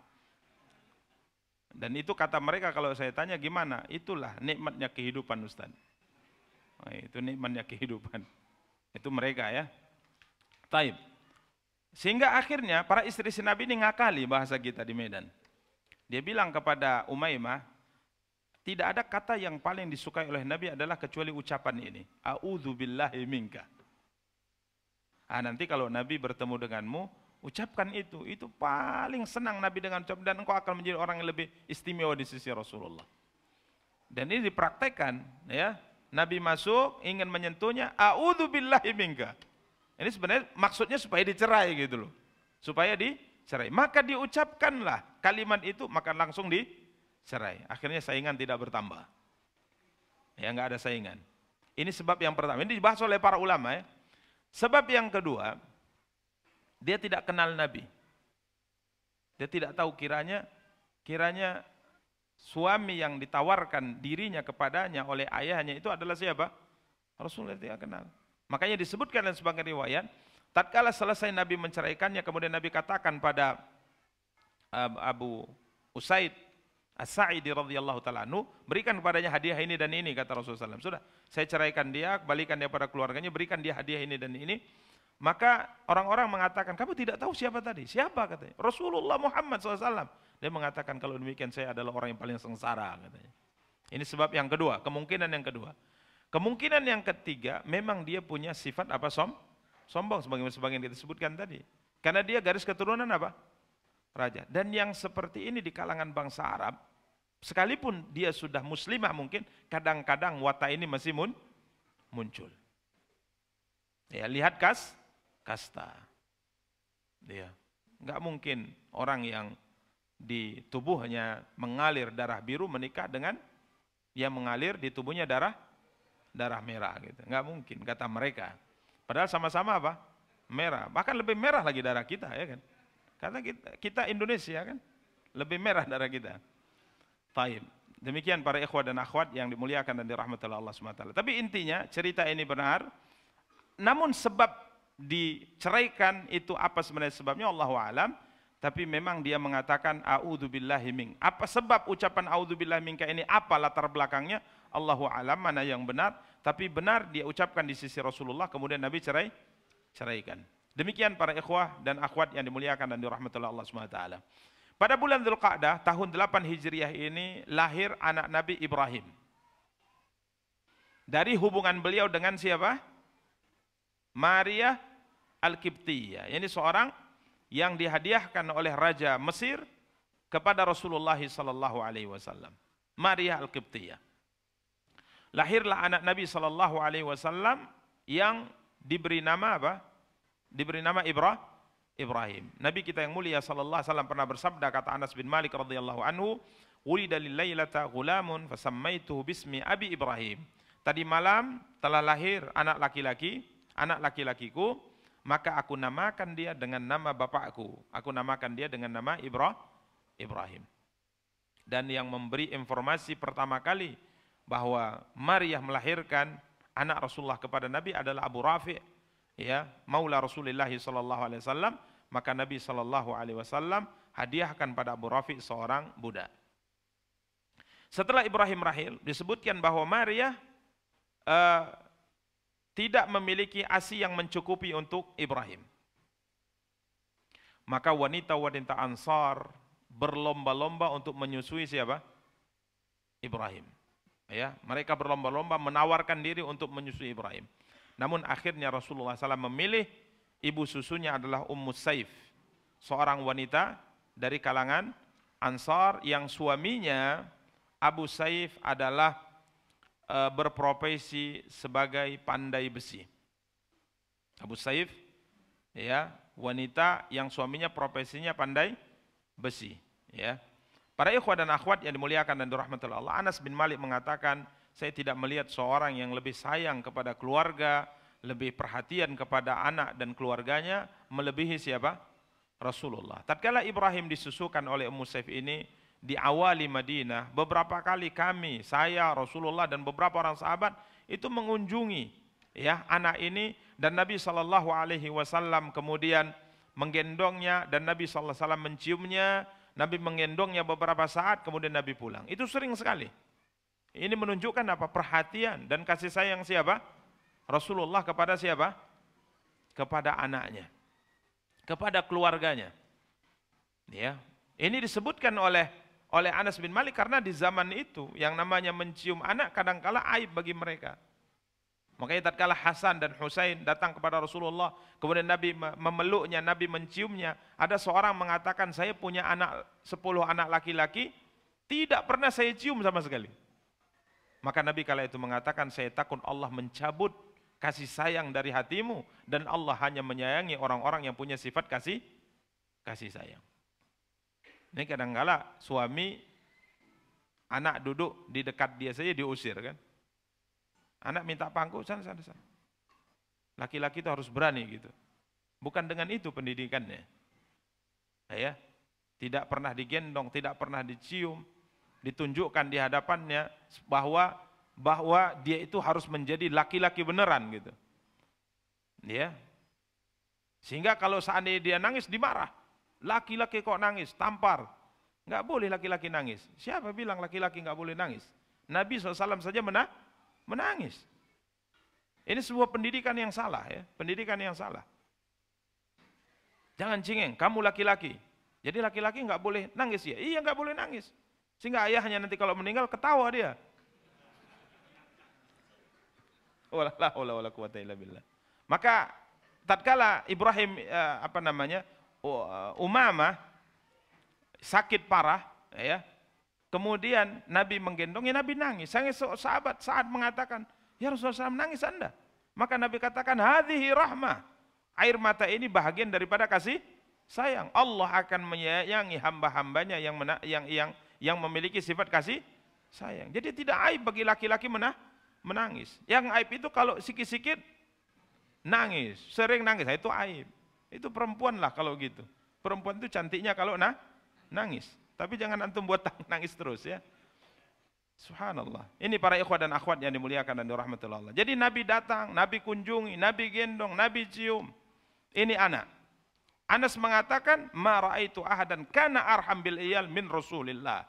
Saya tidak melihat seorang pun yang paling pengasih, perhatian kepada anak dan keluarganya melebihi siapa? Rasulullah sallallahu alaihi wasallam. Ini para ikhwah dan akhwat yang dimuliakan dan dirahmati Allah. Makanya bagi suami, gendonglah anak. Gendong, cium anak, ya, pangku anak. Jangan sikit-sikit istri diandalkan. Ya, kalau jalan kemana-mana pasti gendong anak itu siapa? Istri terus. Di rumah istri, di luar istri yang perhatikan anak. Kita juga harus ikut serta, ya, sebagaimana ditunjukkan oleh siapa? Rasulullah sallallahu alaihi wasallam. Tapi jangan kebalik juga, ya. Yang gendong tiap hari ke antum, istri antum santai ya. Ya, jalan melenggang, Ini salah juga. Nah, ini salah juga. Ya, demikian para ikhwah dan akhwat yang dimuliakan dan dirahmati oleh Allah Subhanahu wa taala. Disebutkan oleh Anas bin Malik radhiyallahu taala anhu, tatkala kami datang ke rumah Abu Saif, kiranya Abu Saif kala itu sedang menghidupkan api untuk membuat apa? Senjata. Jadi rumah itu penuh dengan apa? Asap. Maka aku lari-lari, kata Anas, aku sampaikan, matikan dulu, karena Rasulullah mau datang. Rasul mau datang, jangan sampai beliau bertamu di rumah kamu, asap penuh di semua ruangan. Ya, wajar ya, karena beliau profesinya apa? Pandai besi. Para ikhwah dan akhwat yang dimuliakan dan dirahmati oleh Allah SWT, Nabi SAW membanggakan anak ini di hadapan para istri-istri beliau. Ya, sampai pernah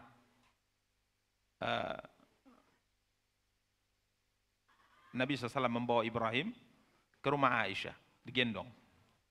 Aisyah, tengoklah, mirip nggak sama saya? Kata Nabi. Tengoklah kemiripan Ibrahim dengan saya. Cemburu Aisyah, karena beliau tak punya anak dari Rasulullah SAW. Maka Aisyah mengatakan, nggak ada miripnya. Ma'aras syabahan, nggak ada miripnya. Ini kecemburuan ya, dan manusiawi, lazim. Ya seperti ini biasa dalam kehidupan yang kita sebutkan, rumah tangga yang ada madu-madunya. Yang mereka katakan itulah serunya Ustaz. Kalau enggak poligami enggak ada serunya. Ya. Kata mereka, ya. Kata mereka seru. Taib. Ini para ikhwah dan akhwat yang dimuliakan dan dirahmati oleh Allah Subhanahu wa taala. Kemudian di sini ada kisah seorang yang tertuduh melakukan hal yang tidak baik dengan Maria Al-Qibtiyah. Lelaki ini hampir dipenggal oleh Ali bin Abi Thalib.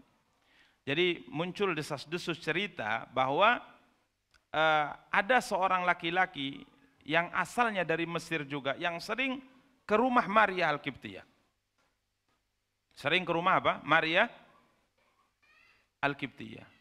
Dan orang curiga, ini pasti Maria khianat. Ini laki-laki ngapain dia datang? Sering datang, ya sering memberikan sesuatu gitu kepada Maria Al-Qibtiyah.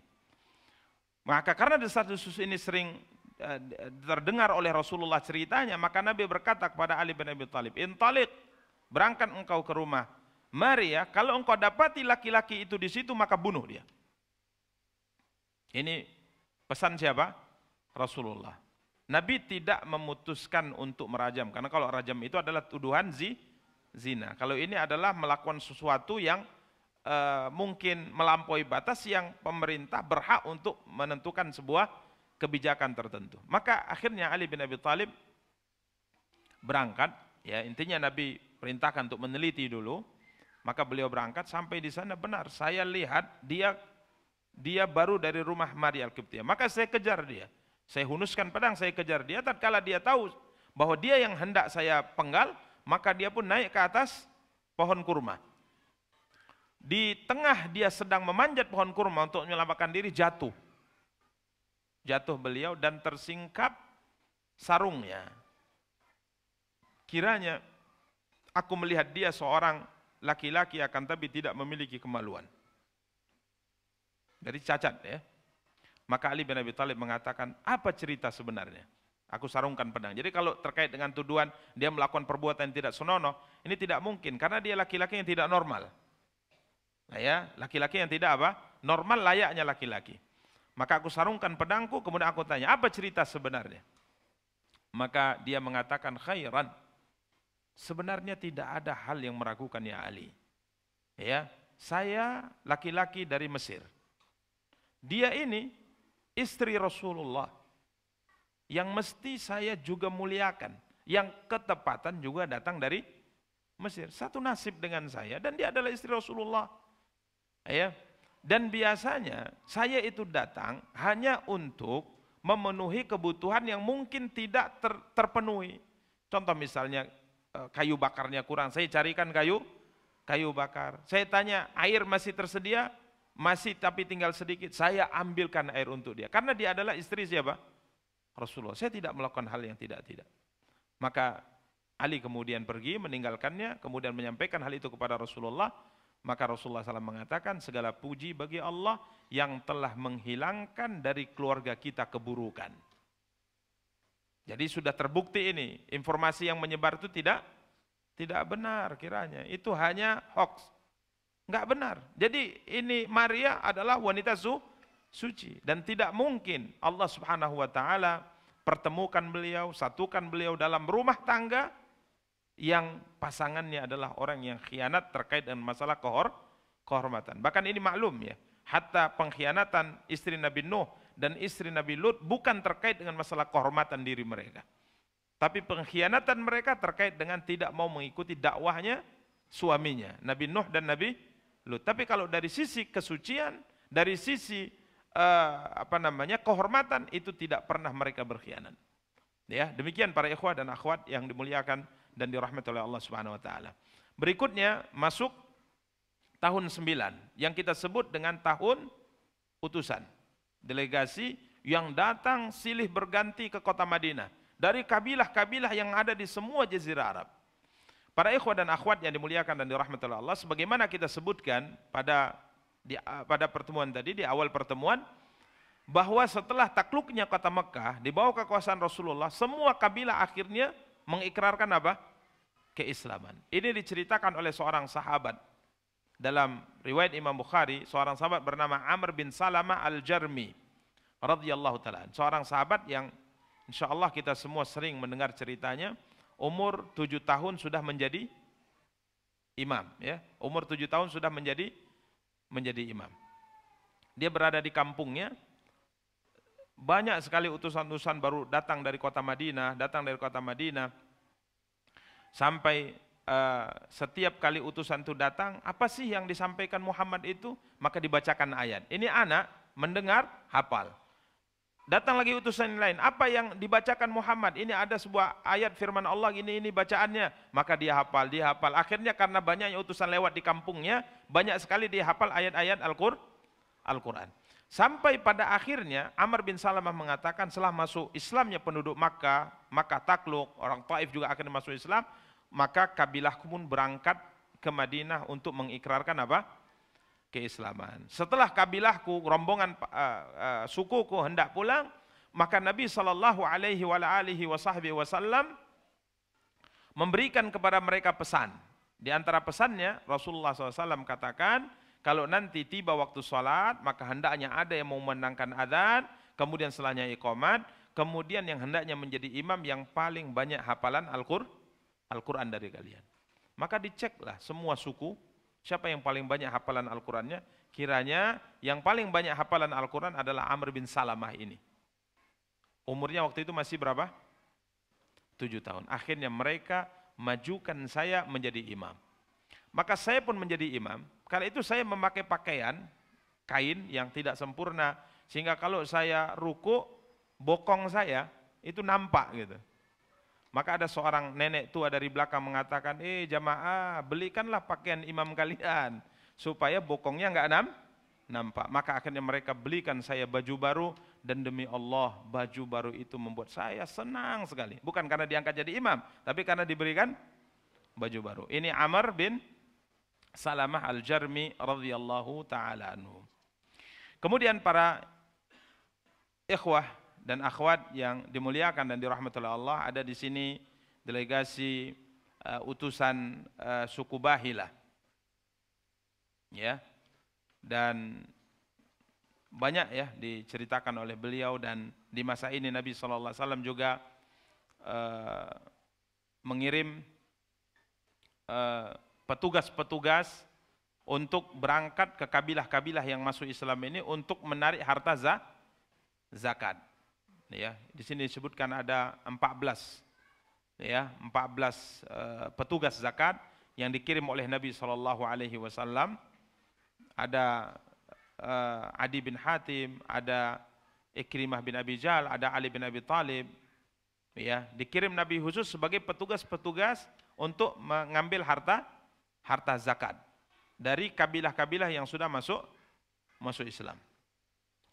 Di antara yang dikirim oleh Nabi sallallahu alaihi wasallam yang terkenal adalah seorang yang dikenal dengan gelarnya atau dikenal nasab ke ibunya, Ibnu Lutbiyah.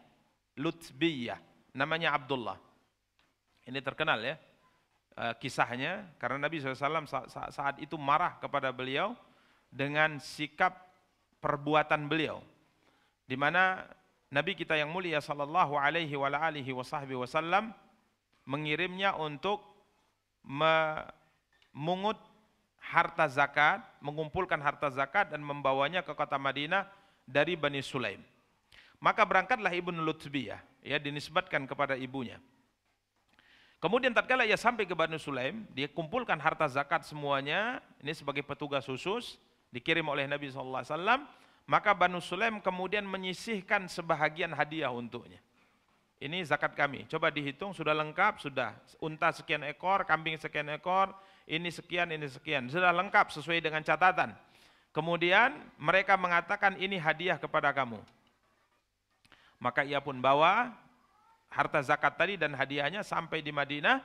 Kemudian dia serahkan semua harta zakat tadi. Adapun yang ini ya Rasulullah, ini hadiah mereka untukku.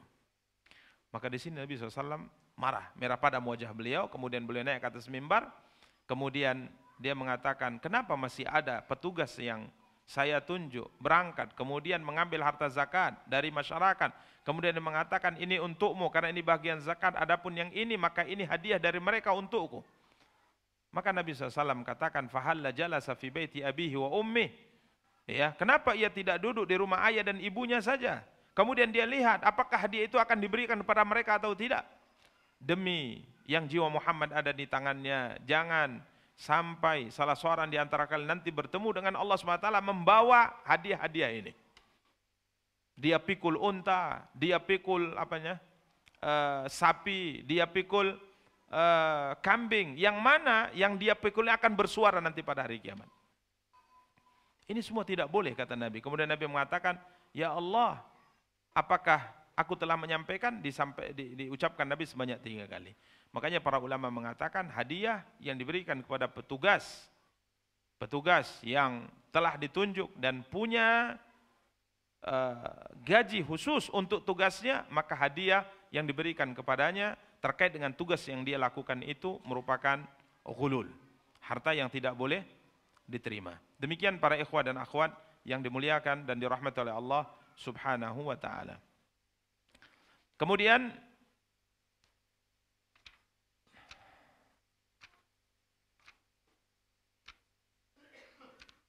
di antara catatan sejarah yang terjadi sebelum perang Tabuk,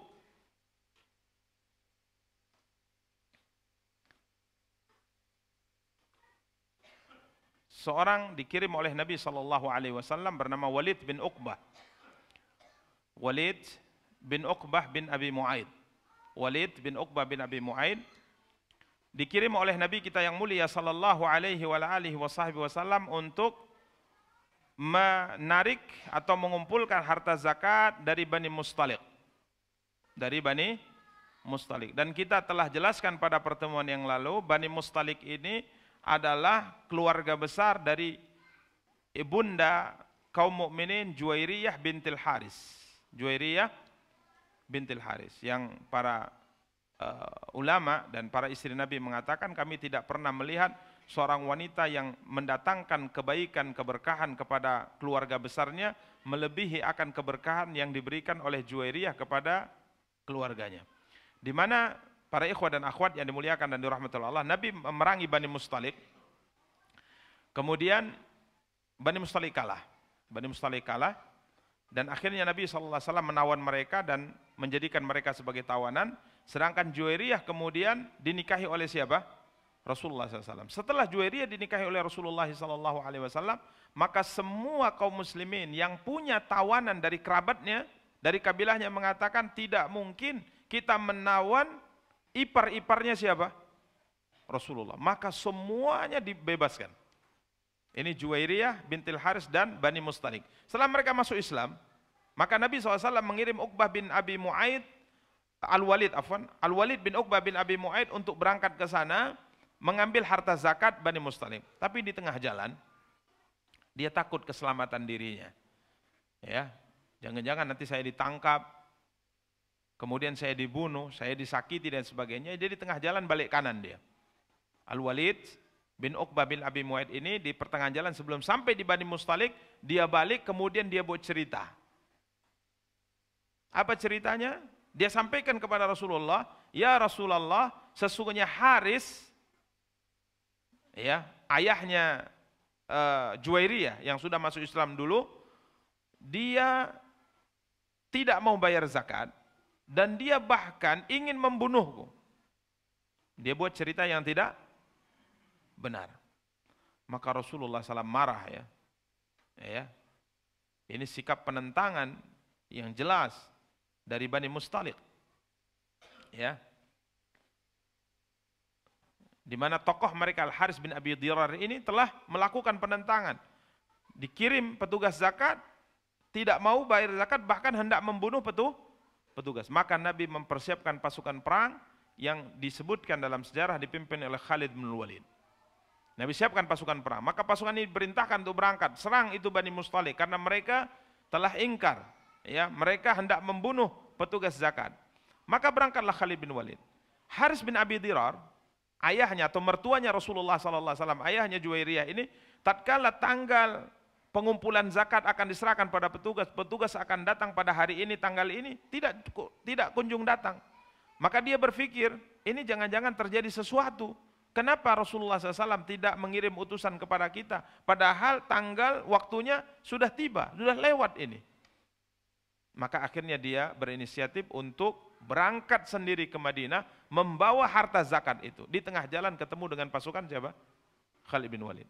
Maka dia mengatakan, mau kemana Khalid? Ya untuk menyerang kalian. Gitu. Loh, kok diserang kami? Iya, Walid bin Uqbah bin Abi Mu'aid dikirim Rasulullah kepada kalian, kalian tidak mau bayar zakat, bahkan kalian hendak membunuhnya. Maka subhanallah, apa kata Haris bin Abi Dirar? Si Walid itu tidak pernah datang ke kampung kami. Enggak ada. Dia tak pernah ketemu kami, tidak pernah datang kepada kami. Ini buktinya, harta zakat sudah saya kumpulkan, tidak kunjung datang petugas, kami bawa langsung ke Madinah. Padahal aturannya tidak boleh seperti itu. Orang yang membayar zakat itu nunggu di rumah mereka, yang datang adalah petugas. Ini aturan Islam. Maka subhanallah, tatkala informasi ini sampai kepada Nabi kita yang mulia sallallahu alaihi wasallam, turun firman Allah yang masyhur, ya ayyuhalladzina amanu in ja'akum fasiqun binaba'in fatabayyanu. Wahai orang-orang yang beriman, apabila datang kepada kalian seorang fasik membawa informasi, membawa berita, maka cek kebenarannya. Turun ayat ini.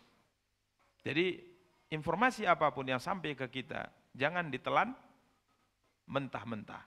Karena buah kalau ditelan mentah-mentah enggak enak dan enggak bisa. Bisa antum nelan buah durian mentah kan, nggak bisa kan? Makanya berita itu jangan dipercayai 100%. Dicek dulu kebenarannya. Bisa salah, bisa benar. Kalaupun benar, maksudnya bukan seperti itu. Jadi jangan langsung apa? Percaya. Karenanya informasi apapun yang sampai dari saudara kita, hukum asalnya kita sebenarnya tidak senang dengan informasi itu. Ya. Jadi para ikhwan dan akhwat yang dimuliakan dan dirahmati Allah, ini adab Islam. Yang mana adab Islam ini nyaris hilang di dada kita. Nyaris hilang. Dapat informasi, sekarang share. Dapat informasi, share ke sana kemari. Ini tidak boleh. Tidak boleh seperti ini. Islam telah mengajarkan kepada kita adab, fatabayyanu. Coba cross check dulu, benar tidaknya berita itu. Karena akibatnya apa kalau kalian tidak perhatikan ini? Antusibu qauman bijahalah. Kalian akhirnya melakukan sebuah tindakan karena kalian tidak tahu sehingga tertimpalah keburukan satu kaum. Orang yang tidak salah kamu anggap salah. Orang yang tidak pantas kamu lakukan dengan perlakuan tertentu akhirnya kamu lakukan. Padahal informasi tidak benar. Sehingga nanti setelah engkau bertindak, kiranya engkau setelah itu paham itu tidak benar, kalian akan menyesal. Fatusbihu ala ma fa'altum nadimin. Kalian akan menyesal. Dan parahnya lagi banyak orang yang sudah salah bersikap, akhirnya menyesal, cukup menyesal di hati dia saja.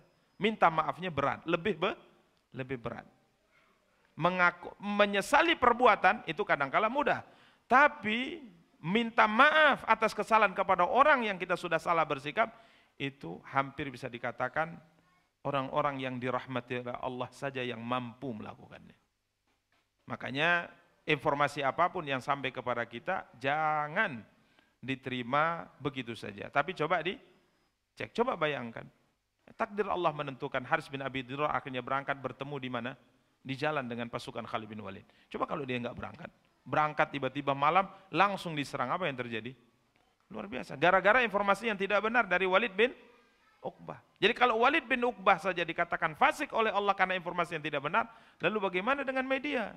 Ini bukan fasik lagi nih. Ini apa namanya kalau informasi di media? Di atas fasik lagi. Karena untuk mengecek benarnya kadang-kala sumbernya pun kita nggak tahu dari mana. Apakah dari burung gagak ataukah dari keledai, nggak tahu kita.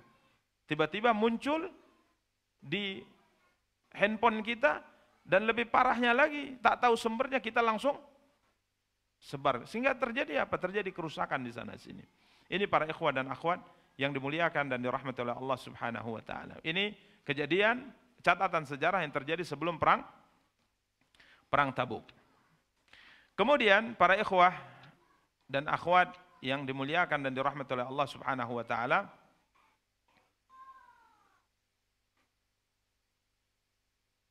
di antara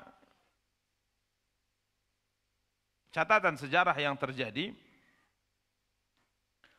datangnya delegasi Bani Tamim dan turunnya surat Al-Hujurat yang di antara ayatnya tadi adab telah kita jelaskan, telah kita singgung.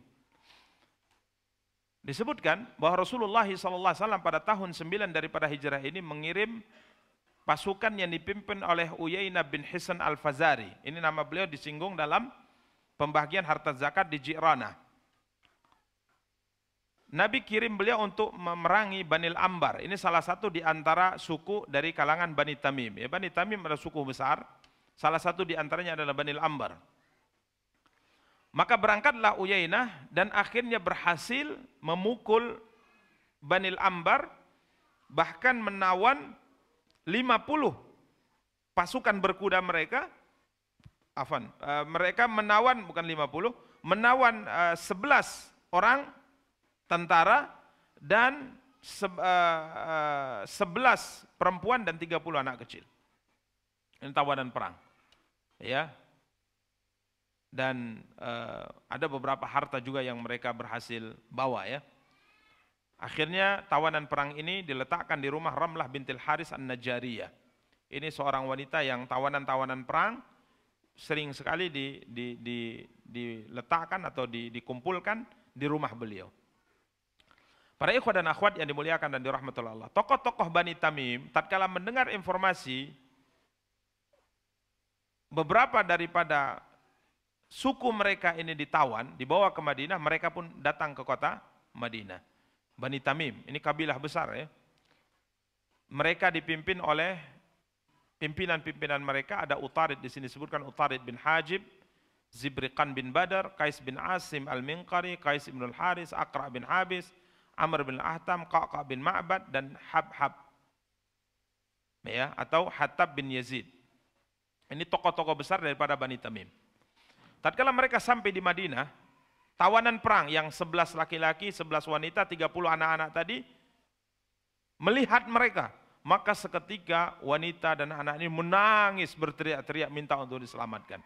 Sehingga akhirnya rasa sedih mereka pun bertambah. Mereka pun langsung ke Masjid Nabawi, ya, tokoh-tokoh besar ini langsung ke Masjid Nabawi. Kala itu Bilal sedang mengumandangkan salat zuhur. Waktunya salat zuhur. Setelah selesai Bilal mengumandangkan salat zuhur, tinggal nunggu iqamah. Tapi Nabi lama tidak keluar dari rumahnya. Maka mereka yang tidak sabar. Bani Tamim tidak sabar. Maka mereka mendatangi pintu Rasulullah SAW. Kemudian mengatakan, Muhammad, Muhammad, ukhruj ilaina. Mereka berteriak-teriak, ya Muhammad, keluarlah, cepat keluar, temui kami, temui kami.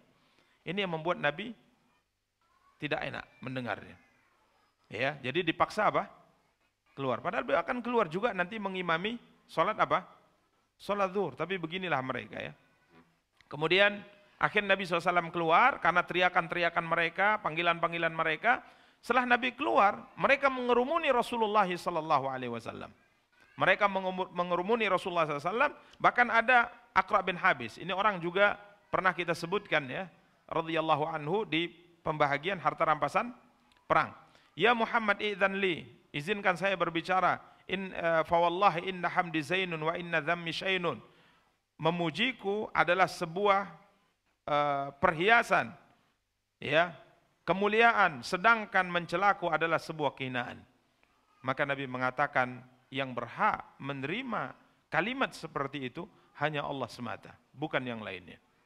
Kemudian Rasulullah SAW mengimami kaum muslimin mengerjakan salat zuhur. Setelah selesai salat zuhur, Nabi duduk. Kemudian mereka mengatakan, kami datang untuk membanggakan kabilah kami, Bani Tamim.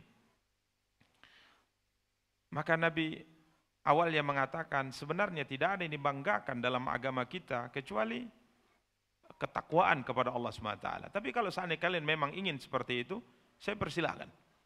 Maka mulailah berdiri khatib mereka. Ya, Utarid bin Hajim, dia berkhutbah menyebutkan kebanggaan, kemuliaan, kehebatan, kelebihan yang dimiliki oleh Bani Tamim. Ya, sampai disebutkan ya, siapa kabilah yang seperti kami jumlah dan kekuatan tentaranya. Bukankah kami kepala dari semua kabilah Arab sedangkan yang lainnya adalah ekornya? Nah, gitu. Ini Bani Tamim, karena memang mereka kabilah yang besar ya.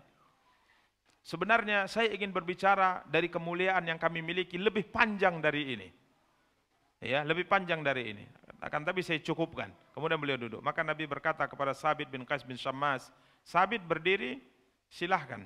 Jawablah apa yang mereka ucapkan. Maka Sabit, ya, seorang orator terkenal, khatibu Rasulullah SAW, dia dari Khazraj, maka dia pun berdiri, kemudian dia menjawab.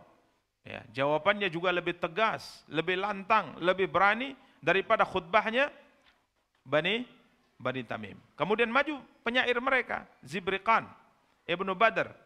Dia berkata ya dengan syair-syair yang indah, Nahnul kiramu fala hayyun yu'adiluna minnal muluku wa fina tunsabul biya'u.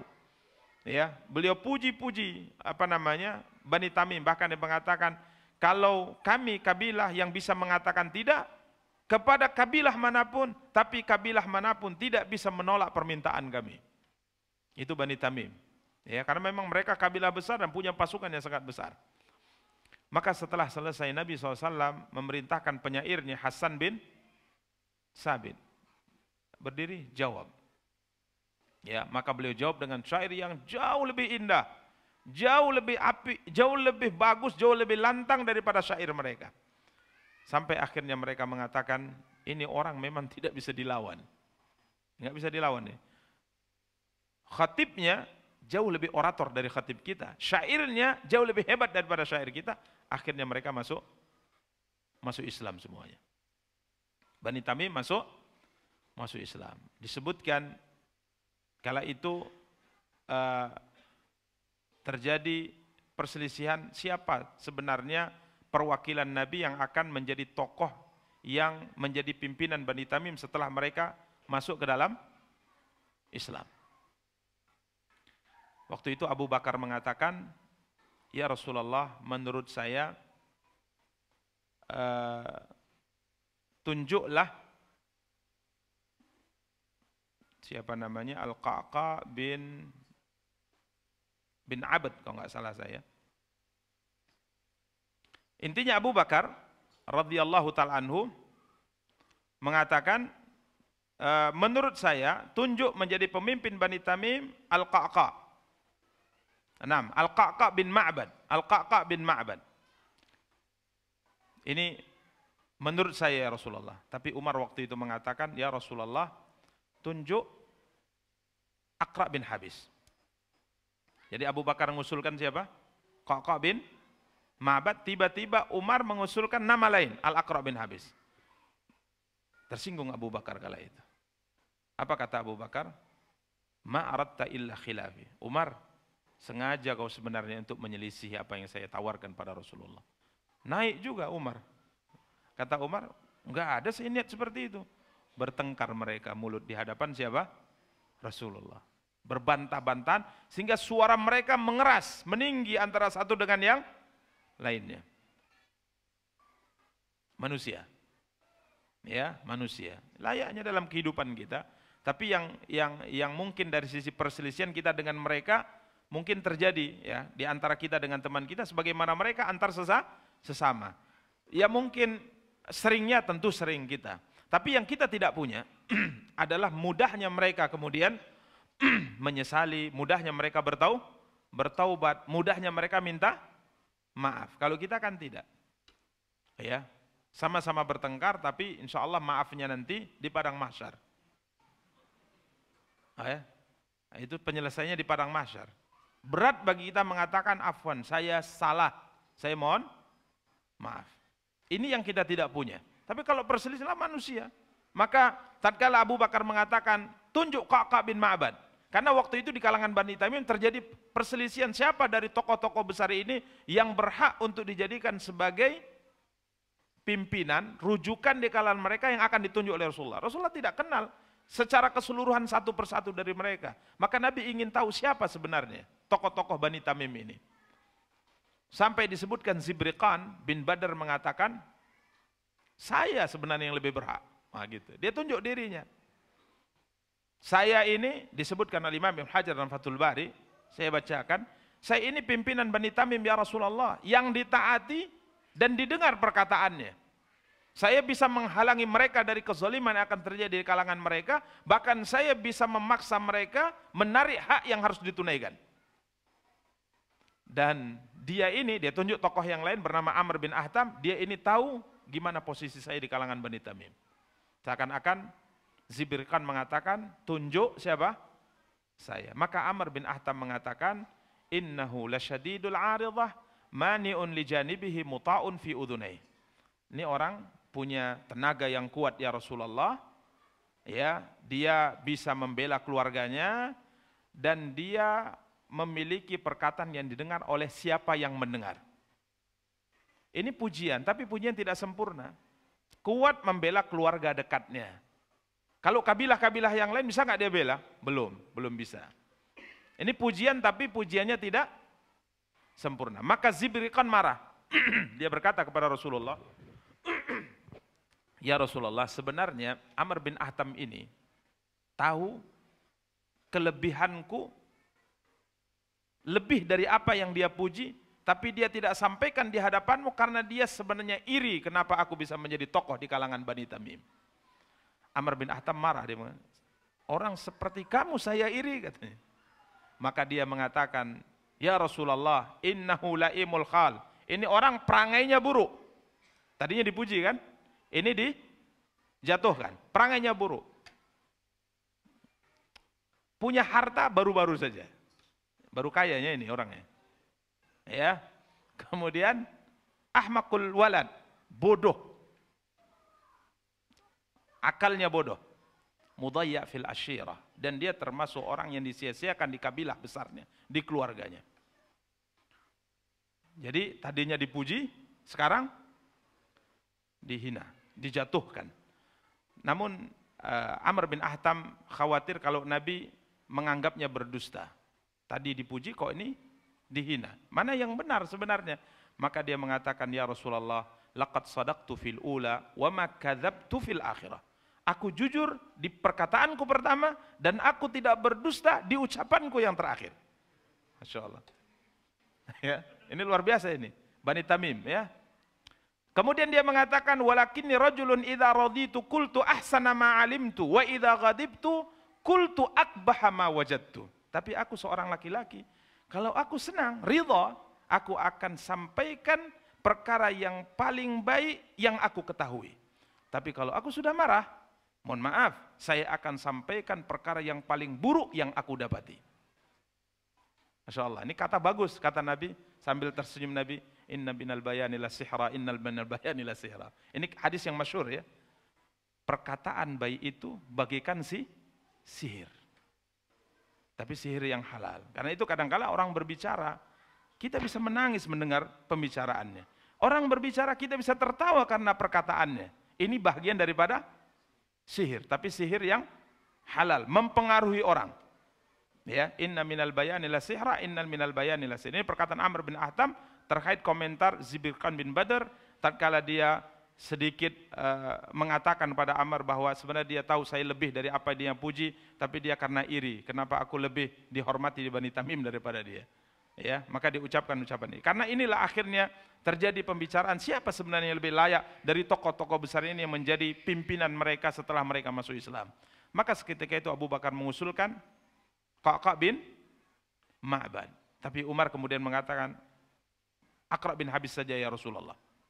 Maka di sini Abu Bakar tersinggung, dia mengatakan kamu ini memang hanya engkau sampaikan itu karena ingin menyelisih saya saja. Maka Umar mengatakan, enggak, saya bukan niat itu wahai Abu Bakar. Terjadi pertengkaran, pembicaraan antara mereka sampai disebutkan dalam sebagian riwayat, kadal khairani ayyahlika. Hampir saja dua orang yang banyak melakukan kebaikan itu hampir saja di saat itu binasa. Karena suara mereka apa? Tinggi, bertengkar di hadapan siapa?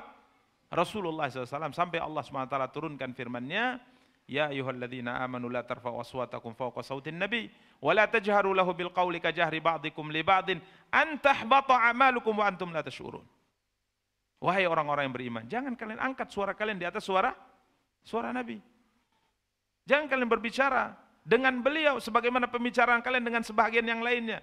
Kalau itu kalian lakukan, suara kalian lebih tinggi daripada suara Nabi, atau kalian berbicara dengan beliau sama kalian berbicara dengan selain beliau, akan hapuslah amal kalian sedangkan kalian tidak menyadari.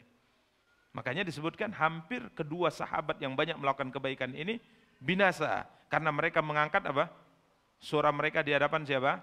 Rasulullah sallallahu alaihi wasallam. Karena setelah teguran ini Umar kalau bicara dengan Nabi, maka kadang-kadang Nabi harus mengatakan, ya Umar, apa yang kamu katakan tadi? Karena terlalu apa?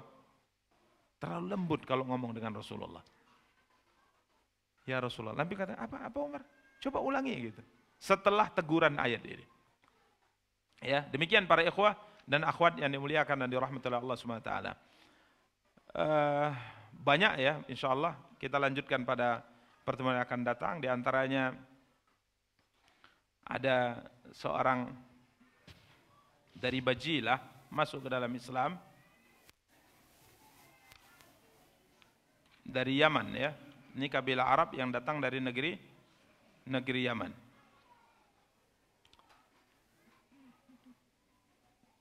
Sahabat ini terkenal ya. Insyaallah pada pertemuan akan datang akan kita jelaskan. Nama beliau adalah Jarir bin Abdullah al-Bajali. Jarir bin Abdullah al-Bajali, sahabat yang pada awalnya tidak bisa menaiki kuda dengan mapan di atasnya. Artinya tidak pernah bisa ahli walaupun berlatih maksimal untuk menunggangi apa? Kuda. Jarir bin Abdullah al-Bajali. Jadi disebutkan kabilah Bajilah ini datang dari negeri Yaman. Kemudian tatkala kabilah ini datang, jumlah mereka banyak ya. Ada 150 lelaki. Perwakilan dari kabilah Bajilah dari negeri Yaman datang ke Madinah. Adapun Jarir bin Abdullah al-Bajali ini, beliau tidak langsung bergabung di masjid dengan teman-temannya. Beliau pakai baju bagus, ya bergaya dulu, berpenampilan sempurna, baru kemudian datang. Kala itu Nabi SAW sedang berkhutbah di atas mimbar. Setelah saya masuk, kata Jarir bin Abdullah, semua orang melihat saya gitu. Semua orang memandangi saya. Jadi Nabi sedang berkhutbah, seharusnya kan kalau masuk dari belakang, fokusnya hanya kepada siapa? Kepada Rasul. Mungkin sab belakang lah yang lewat, ini orang baru, pakaiannya bagus dan sebagainya. Tapi semuanya memperhatikan saya. Semuanya memperhatikan saya. Kemudian setelah saya duduk, setelah selesai khutbah Nabi, saya tanya, Abdullah, teman, apakah Muhammad menyinggung nama saya? Kenapa semua yang hadir kok melihat saya? Maka dia mengatakan, ya, Nabi menyebut namamu sebelum kamu datang dengan pujian yang sangat luar biasa. Ya, akan datang seorang laki-laki kabilah Arab dari Yaman dan dia sebaik-baik kabilah dan memiliki wajah titisan malaikat. Artinya wajahnya sangat apa? Sangat ganteng. Dialah Jarir bin Abdullah Al-Bajali. Maka engkau disebut, maka tatkala engkau datang semua orang memandang kepadamu. Maka dia mengatakan segala puji bagi Allah yang menguji saya dengan ujian ini. Ini Jarir bin Abdullah Al-Bajali. Kemudian Nabi SAW perintahkan dia untuk menghancurkan patung Dzul Khalasah yang disebut dengan Ka'bah Yamaniyah. Ini patung yang orang Arab menganggapnya Ka'bah yang ada di negeri Yaman. Maka kala itu dia mengatakan, ya Rasulullah, saya termasuk orang yang tidak bisa menunggang kuda dengan baik. Maka Nabi memukul dada saya dengan jarinya. Nabi pukul sampai tepak jari Nabi itu ada di mana? Di dada saya, berbekas. Dipukul dengan kuat. Kemudian Nabi mengatakan, ya Allah, berikan dia petunjuk, kemudian ya Allah teguhkan dia di atas kudanya. Maka demi Allah, setelah itu saya naik dan saya menjadi penunggang kuda yang handal. Makanya nggak susah-susah belajar kuda, naik kuda kalau Nabi masih hidup. Ya, kalau Nabi masih hidup. Wallahu taala alam. Insyaallah catatan sejarah yang terjadi sebelum perang Tabuk akan kita lanjutkan pada pertemuan yang akan datang biidznillah tabaraka wa taala. Demikian para ikhwan dan akhwat yang dimuliakan dan dirahmati Allah, sudah jam 12 lewat ya, kita cukupkan dengan doa kafaratul majlis. Subhanakallahumma bihamdik, asyhadu an la ilaha illa anta, astaghfiruka wa atubu ilaik. Wassalamualaikum warahmatullahi wabarakatuh.